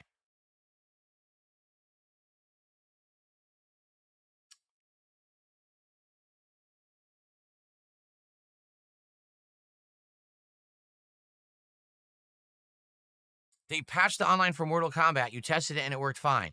No, they patched the single match garbage for Mortal Kombat. The Mortal Kombat right now, here's the problem with it. Let me explain because people might not understand. So Mortal Kombat Legacy Collection was released with a ridiculous amount of fighting games in it that have the multiplayer. So what you do is you say, I want to play this game and I want it to be this connection. And then you go and search. And here's what it does. It tries to look for that game at that connection. If it doesn't find it, then it tries to find that game at an awful connection. So chances are you're going to get a game with the awful connection. Then if that doesn't work, the game literally looks for other games. So you could say, I want to play Ultimate Mortal Kombat 3, and it matches you with someone in Italy playing Mortal Kombat 1. Does that sound like a good online experience? So there's no lobbies. There's no rankings point system. Nothing. Doesn't exist. Each match is an individual match against a random person anywhere in the world, any game. And it had bugs, which was causing it to desync. So you'd start playing, and all of a sudden the audio would desync from the game. Like, what the fuck? The music would be desynced from the game. What is going on? So it's distracting, and you can't even concentrate anyway. So what they did is they paused it, they patched it to fix those bugs, like the desync bugs and stuff, but the game still sucks. It still sucks. So what they promised, because so many people were upset about the game the first week, they said, all right, we're going to give you what we're going to call online arcade mode. It's going to actually add lobbies. It's going to add arcade machines that basically people will line up at to play the certain games.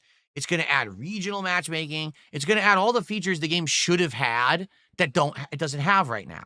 Therefore, the multiplayer will be worth playing. But we can't do that. At the earliest we'll do it is like 3 weeks after release. Well, the game came out 2 weeks ago now. So we have at least another week to wait for them to add that. If they even add it on the 3-week mark like they've promised, chances are they won't. There's no reason to play the game online right now. It's awful. You know, we'd literally play match after match that would be laggy, probably the wrong game. What's the fucking point? So that's why we're not playing it right now. Again, I have every intention of going back to the Mortal Kombat collection when they fix it. I have every intention of going back to Tormented Souls 2 when they patch it and they fix this hard lock bug that we're at. But we can't do that right now. We need to actually get, past the hurdles first to play these games. It sucks because now, after a year of being a PC gamer, now the cracks in PC gaming are starting to show because I always was protected from this crap being a console gamer. But now we're starting to see the games that are coming out on PC, they don't have full features. Game bugs that cripple the game. Like Tormented Souls 2, is that even out on console yet? I don't know, but the PC version's bugged to hell.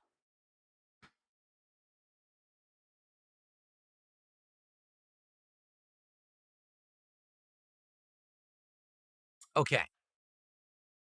All right, so how about this? Next week, we resume with Mortal Kombat, jeez. We resume with Mario Galaxy 2, and that'll probably be around middle of the week. So we'll probably start off with Call of Duty, then we'll do some Pokemon, then maybe we'll bring back Mario, okay? Monday night, let's take a break from doing Call of Duty for a day. So Monday night, why don't we do something different? Why don't we either do Baby Steps or Leave It Alone? I'd be down for either. All right? If you guys had a choice between Baby Steps or Leave It Alone, which would you like to do on Monday night? Baby Steps is the game where you're trying to walk around and it's very hard to control. Platformer. Leave It Alone is a game where you're basically cleaning up a yard from leaves and stuff, but apparently has like a story and has a quirky fun to it as well. So I would say Baby Steps would be more funny. Leave It Alone would be more like a chill stream. Okay, so we have a poll. Thank you, Dunsfelter. I'll put up the poll on the YouTube side, but I won't use the laptop. I don't know why I'm doing that. Let's do a poll on the YouTube side.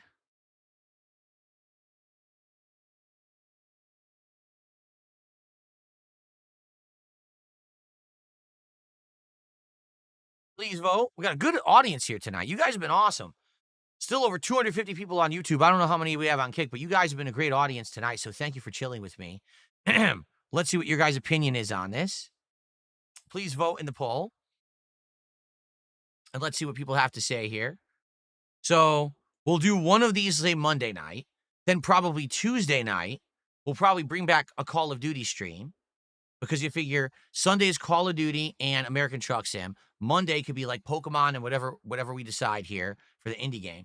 Tuesday, maybe it could be the return of Super Mario Galaxy 2 and Call of Duty, right? And then maybe Wednesday, more Pokemon and maybe another indie game. Whether it be the other one, maybe we do a horror game on the late stream. And then maybe Thursday, we mix it up and we do Call of Duty as the day stream. See, we have flexibility now, which is good. We have some good flexibility here. Oh, by the way, I want to ask you guys this question while you're here as well. All right. So Wings of Redemption will be coming back onto the Level 1 podcast late this month or early next month. Would you prefer that he came on the podcast on Monday, November 24th, which would be the Monday right before American Thanksgiving? Or would you like to wait a little bit longer and have him on the show on Monday, December 1st? Because he's given me the power to choose the date. He says he's down with whatever I choose. I'm okay with either.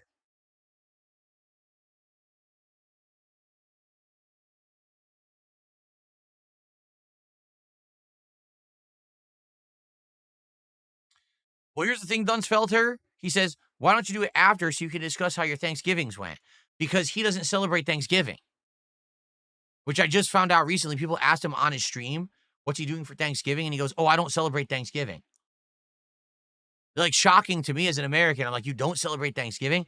That's one of the questions I want to ask him. Why don't you celebrate Thanksgiving? What do you have against it? Are you, like, opposed to it philosophically? Do you not like the commercialism of it? Did something horrible happen on the holiday that you hate it? Is like some traumatic event in your past? Like, I want to ask him and get an honest answer. So, almost like It would suck if I, what'd you do for Thanksgiving? I don't celebrate it. Oh, the poll went away. We didn't see the results. Shit. What happened? The YouTube poll is insanely close. The YouTube poll is 47% leave it alone, 54% baby steps. Now it's 46% leave it alone, 54% baby steps. It's like really close.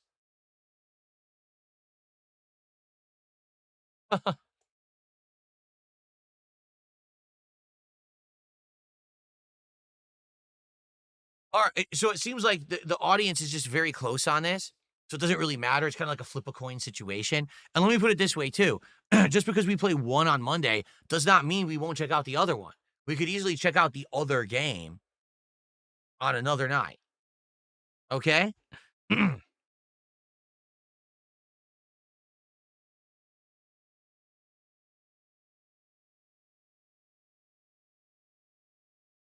Aaron says, why is that so shocking to you? Can't some people not care about things? It doesn't have to be that big of a deal. I don't celebrate any holidays.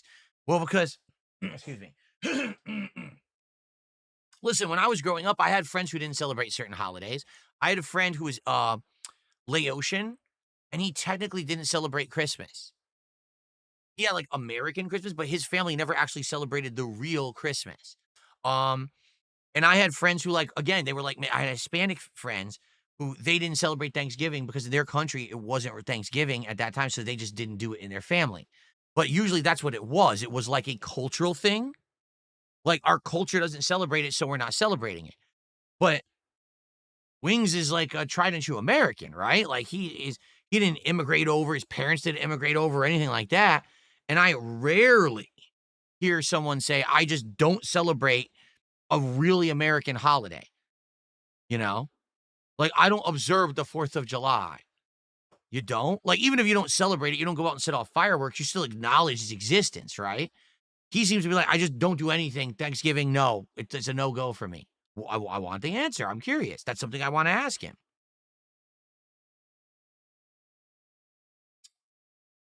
So it seems like people in general were saying November 24th. All right. So, okay, we're getting all kinds of stuff determined tonight. See why Chill with Phil stream is always a good one. So, number one, next week we'll bring back Mario Galaxy 2. We'll play it 1 or 2 times. We'll get it back in the rotation and see how it works. That's number one. Number two, Monday night, we'll do one of these 2 indie games, either Baby Steps or Leave It Alone. Okay? We'll alternate the games during the course of the week. And we'll probably play both. How about this? We'll commit that I'll try both of those during next week. Each game, and we'll see if they work. Maybe one will work. Maybe both will work. Maybe neither will work. And that's okay if neither works. It's still fine. Okay? And then I'll invite Wings on to the podcast on November 24th. That'll be the Monday before Thanksgiving. Okay? So there you go. Lots of stuff determined tonight. I also wanted to try to figure out what we were going to do during the Thanksgiving, the Black Friday marathon, but at this point, it's almost the end of the stream. We have like maybe another 15 minutes left. So maybe tonight is not the night for that. What I will say is this, 2 things. Number one, let's open up the chat to Q&A. Let's end tonight with some chill Q&A, whatever you guys want to ask me. So tag me in either chat. I just typed into the Kick chat. And number 2, let's get some support. Let's go. It's been a great night, but man, I've only had 1 contribution in the last hour from Meconium. Are you kidding me? That's it? 1 contribution? We could do better than that. Let's get some super chats. Let's get some tips. Let's get some subs. Let's get some kicks. And for goodness sakes, let's get some memberships. What is going on? Have a good night, Captain DCW. See you later, man. Let's go. You realize tonight, I don't think we have any subs, do we? I don't think we have any subs at all. No subs. No kicks and no subs? We've had no support whatsoever from the kick viewership tonight. For real? 0? Wait a minute. No, I got an honest question. Have we ever had a stream where I actually got 0 support from kick? Has this ever happened? I don't think so. I legit think at least would get 1 sub or some kicks. We got 0. Let me confirm that. Maybe there were kicks and I missed them.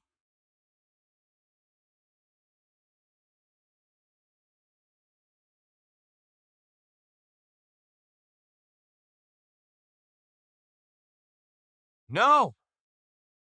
Nothing? Wow. No support whatsoever from Kick.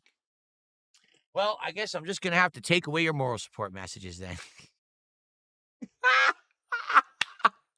Let's start this whole thing back up again. Let's do it. Let's start the drama again so we get more morons quoting it and acting like it's real and acting like it's some big deal on the internet. Why not? Let's get some more idiots to talk about it, shall we?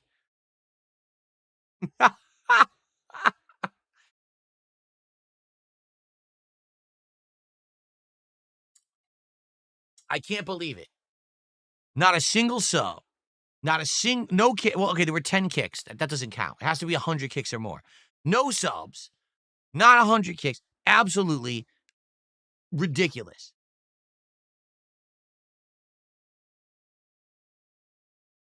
Did we talk about the creator of Mario passing away yet? We don't have time for that. No one contributed on Kick. We don't have time to talk about the creator of Mario, the legendary creator of Mario, the epitome of gaming excellence. We don't have time for that until a sub or a kick comes in here. All right? Then we could start talking about these menial, low-level topics. The most important topic must be discussed. For the love of goodness and everything wholly out there, how do we have no support on Kick tonight? Are you kidding me?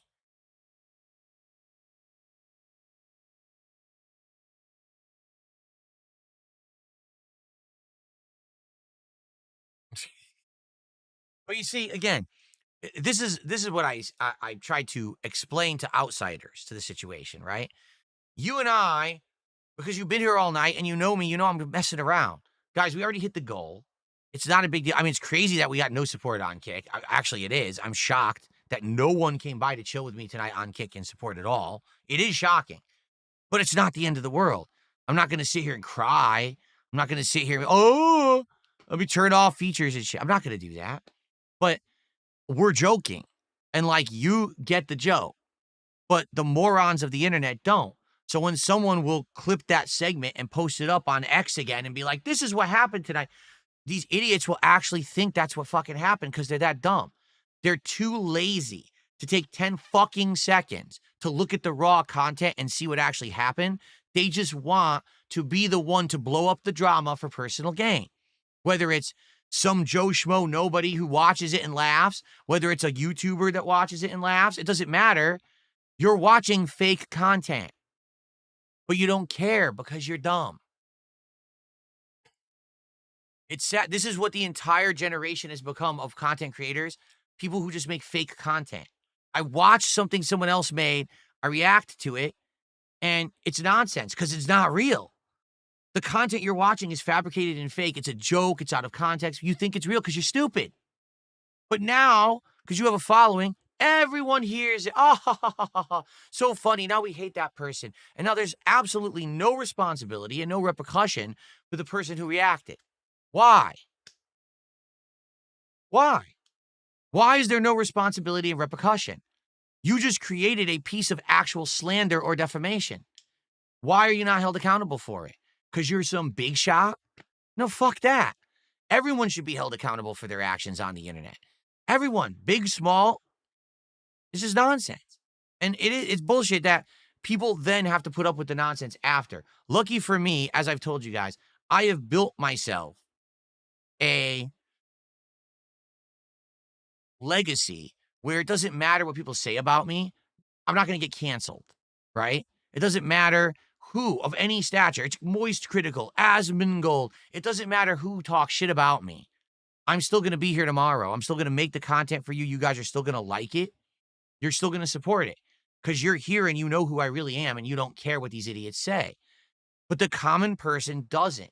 And then I get people who come by, they got to leave 100 nasty fucking comments on my video. They start downvoting the video, the nonsense. Again, when you say to me earlier, a legit fan earlier tonight said, I'm back for the first time in like 12, 13 years, and I wish you the best. I hope you'll grow. I'll never grow. How can I grow when internet content creation in 2025 is we react to nonsense, we act like it's real, we don't care if we hurt someone in the process as long as we get clickbait fucking views and we make money. No culpability, no accountability. Just say whatever the fuck you want, get away from it, right? Get away with everything. Well, it's bullshit. It shouldn't be. There's content creators out there who are millionaires who shouldn't have a dollar because they made it on the backs of everyone else. I'm not saying that about Asmongold right now because I know he's the one that this week reacted to me. I'm not saying that about him specifically. He's made content over the years. He's earned where he is with his stature and all of that. But the fact I'm making here is that the point I'm making here is you shouldn't have blatant, outright immunity. Just because you reached a certain point, now I'll just dump on anyone and I get popularity and money and everything from it. Why? What makes it okay? Some of the stuff that Asmongold reacted to, legit, is criticism, and that's fine. He shouldn't ever ask for this or that, right? But then he's watching a clip from 2009. That's completely out of context. That's the first time I've even shown my face on a stream. I'm not monetizing my content. I can't. And I'm saying to everyone, hey, if you guys wish to contribute, maybe you'd like to actually do like a PayPal contribution so I can afford games, so I can make you this free video that I make no money on. Oh, he's a generational roach. He's been begging for all this time. The fuck are you talking about? That wasn't even my job back then. But you're watching something out of context that people put out of context to make me look bad, but you think that's okay. It's not. Never is it. It's never okay. Why do content creators have immunity? I just don't understand it. I don't. I was never immune. Whenever I said and did something fucked up back in the day, people put my balls over the coals for it. You know, today, I'm still today having things brought up from 2010 that I said that was a joke.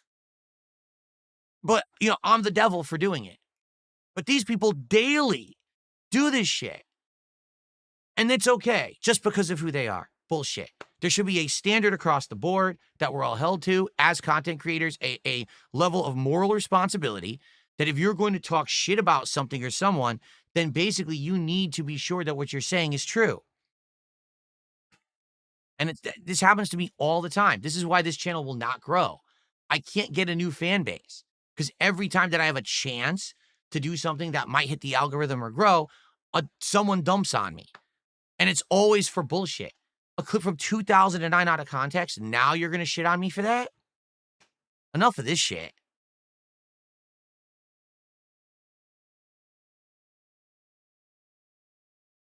No, not free speech, because what he's doing isn't free speech, and what these people are doing is not fucking free speech. There's a difference between criticizing someone for something that actually happened or criticizing someone for a fabricated situation because someone took clips out of context to make them look bad. As a content creator, you have a responsibility to your audience and to the public at large to make sure that you're not pushing a false narrative into their fucking consciousness. That's true. You should have a responsibility that you're not saying, oh, by the way, I know that this conspiracy is true and here it is and it's false. You shouldn't get away with that. Look at what just happened to, that just happened to Alex Jones, right? How many years he thought his shtick was going to be, he was going to say that the Sandy Hook shooting was fake. It was fabricated. It was a fake op and it was all bullshit, right? They sued the fuck out of him. They sued the living shit out of Alex Jones and he lost. And now for the rest of his life, this guy is going to be in financial distress trying to figure out how to do this shit. They're sucking all his money away. He's trying to hide his money and get away with it because his legacy is that he lied about this fucking thing to get clickbait, to get attention on himself. And he got held accountable for it, you know? And now that's what I mean. So he was held accountable, but now we have all these content creators on a daily basis react to this, react to that, react to this, react to that. First of all, it's not your content. You didn't make the content. So the very least you could do is if you're going to react to it, you do the research to make sure it's real, that someone didn't make it up, fabricate it, purposely make it look in a certain way. But no one does that. No one does due diligence. It's just, I'll make the content, I'll benefit from it. You know, the narrative, the hilarious narrative is that DSP is a broke bum and begs all day for money because he makes no money. You got Asmongold laughing in that clip about he made $7 on his whole stream. No, I didn't. I've been hitting my goals regularly. I've been actually exceeding my goals regularly. The narrative is false. I'm doing better right now than I have been doing in many, many years. And that's my work, my design, everything that I did to set it up that way. So your narrative is I'm a broke bum who just begs all day, except I hit my goals every day. I literally just talked with you guys for 2 hours. I made $200 and more than that because, there's kick revenue for KCIP. There's ad revenue. I did better than that. Earlier today, I did a podcast. That was a chill podcast. We talked about wings coming on the show and stuff like that. We talked about the new Steam accessories, right? And then I played Pokemon for like 2 hours. I take it back, like 3 hours, maybe 2 hours. Dude, I made over $300 because people like me. They like the content. It's not because I sat there and I manipulated and I scammed and I grifted. No, people just like me. They like the content. They appreciate it. They love it. They want to support it. And then they do.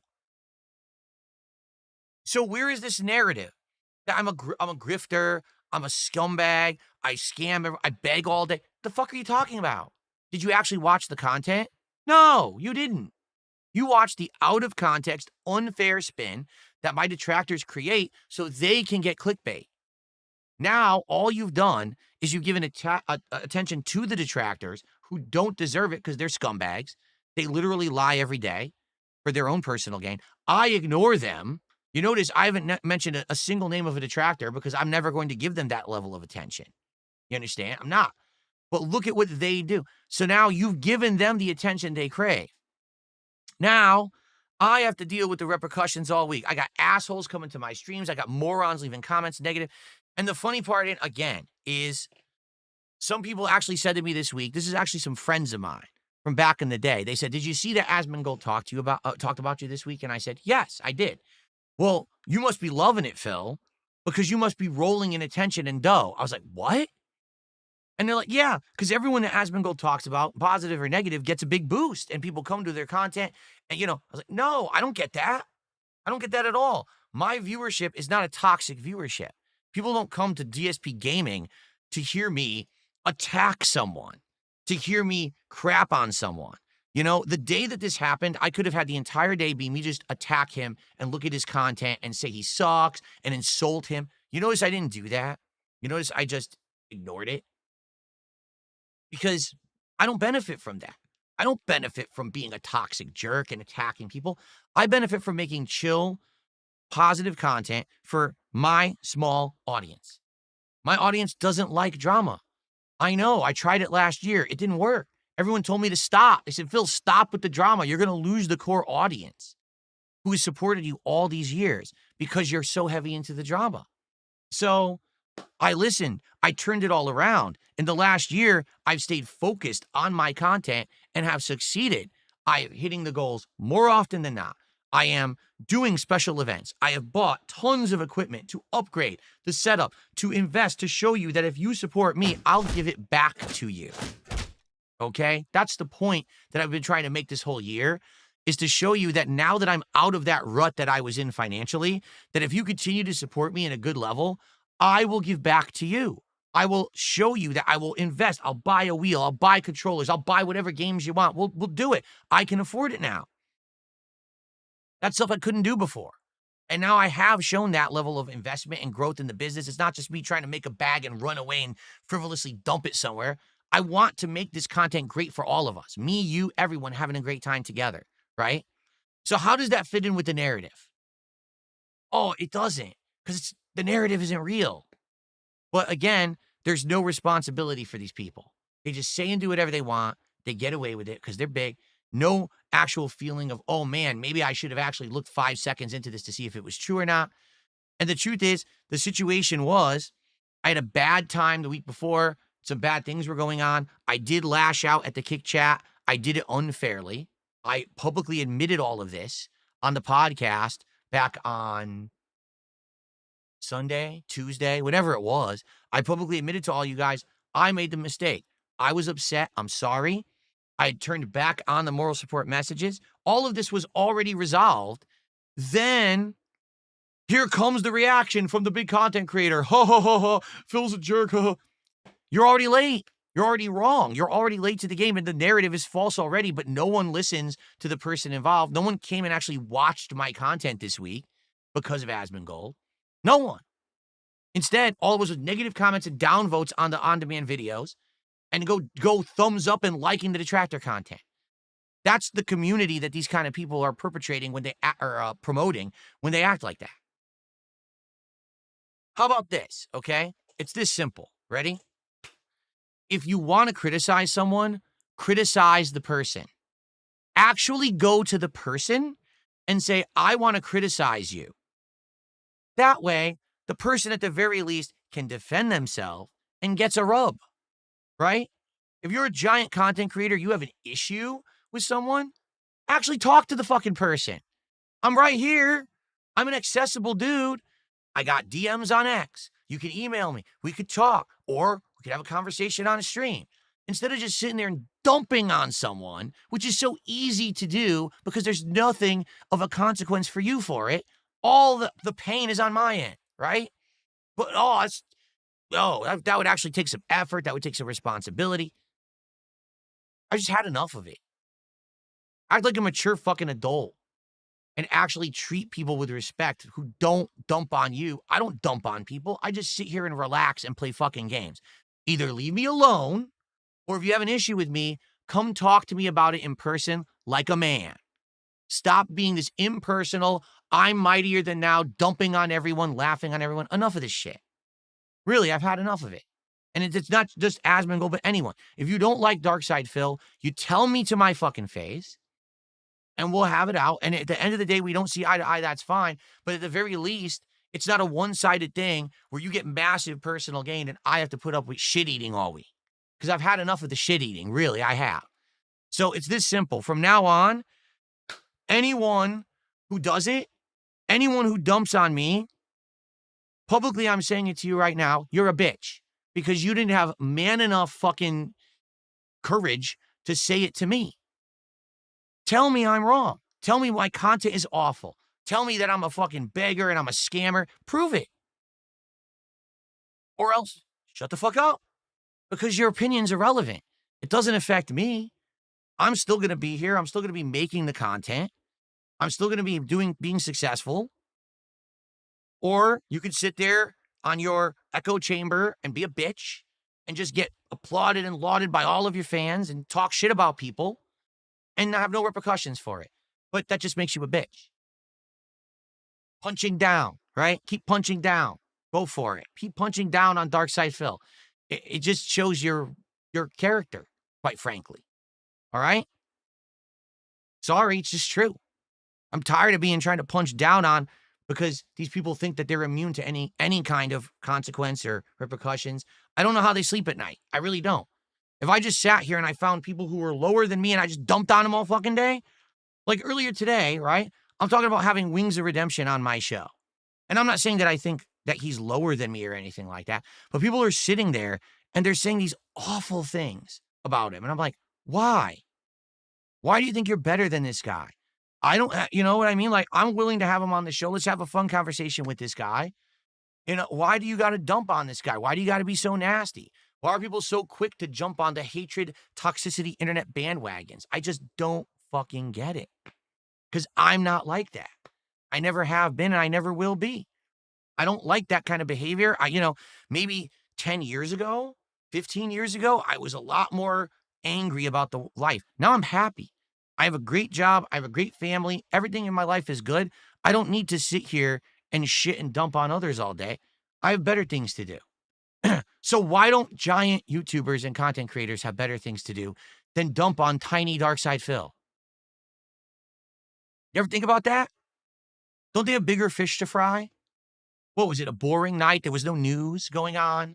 So there's no political news, no politician to crap on, nothing, no giant crazy thing over here to talk about. So let's dump on this guy tonight. Well, sorry, I'm not having it.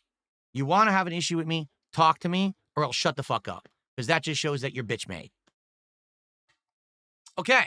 We have a couple quick shout outs to do, and then we adjourn for the night.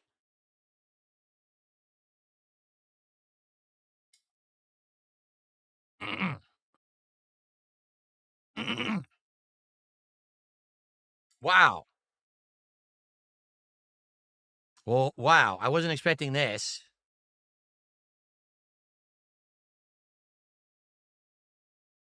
I received a $102 tip. Someone says, keep speaking this truth. You're right. Creators have responsibility. Well, thank you. I wasn't expecting a $100 tip tonight whatsoever. Thank you for that. I appreciate it. Here we go.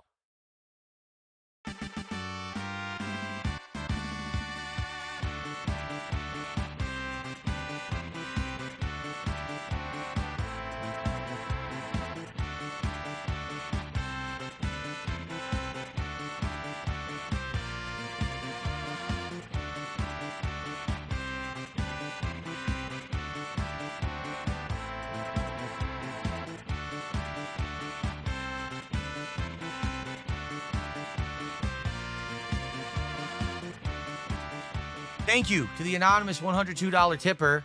So now I got a question. Gee, I just hit 4 goals in one day, and I literally didn't beg at all. Am I broke? Where's the narrative? Am I broke bum? Did I get $7 on my stream? No, I'm not going to be involving myself with LARPing content creators who pretend to be fans and shit. And there's a lot of drama around certain things, and I've completely ignored it, and I will continue to ignore it. I'm not going to be entertaining any nonsense from people who are orchestrated from other groups. I know exactly what's been going on with a few different people this year. I've completely stayed away from it, if you haven't noticed, and I will continue to avoid it because I'm not stupid. I don't take that kind of bait. And 220 is here tonight and gifted a sub here at the end. Thank you. We actually did get a sub from 220 tonight. Thank you, 220. I appreciate that. That's our kick support for the night. Yes, Phil Loves Fuse says, I like when you ask for support. It's like a game show. It's supposed to be funny, dude. Like, that's the point. And again, if you watch the content, you get that. If you watch the actual content in context, you'll see it's kind of a silly way that I schmooze and I'm being silly with you guys and having fun. It's not meant to be super serious. It's never meant to be super serious. We're having a good time, right? Are there nights when I'm upset and we don't hit a goal? Sure. Do I get so upset that I turn the stream off early? I turn off my camera. I say, we're not streaming tomorrow. I actually get mad at you guys? No. That's never happened. I admitted I actually got a little angry last week. That was my fault. I apologized for it and made up for it by turning on the messages and telling you guys I messed up. You know, that happens from time to time. I'm human. But that's the things that people take out of context and think, oh, this is representative of you. No, it's not. That's just the bad day I had, dude. You know, and it's okay. I'm going to have those days, but as long as I make up for them, which I will do. All right. But no, that's what I mean. Like, it's always kind of a joke. And I don't get why people freak so much out about this kind of shit. Because, again, if you're here, you realize I'm not the devil. It's just you want to run with that stupid meme. You want to run with the easy pop of attention. You know that I have a bunch of idiots who don't like me and they will drop money whenever someone craps on me. That's why years later, we still have people who every once in a while out of nowhere will bring me up for no reason. I haven't brought them up. I don't talk about them. Oh, time to talk about DSP again today. It's time for the Dump on DSP show because here comes the money, right? Okay.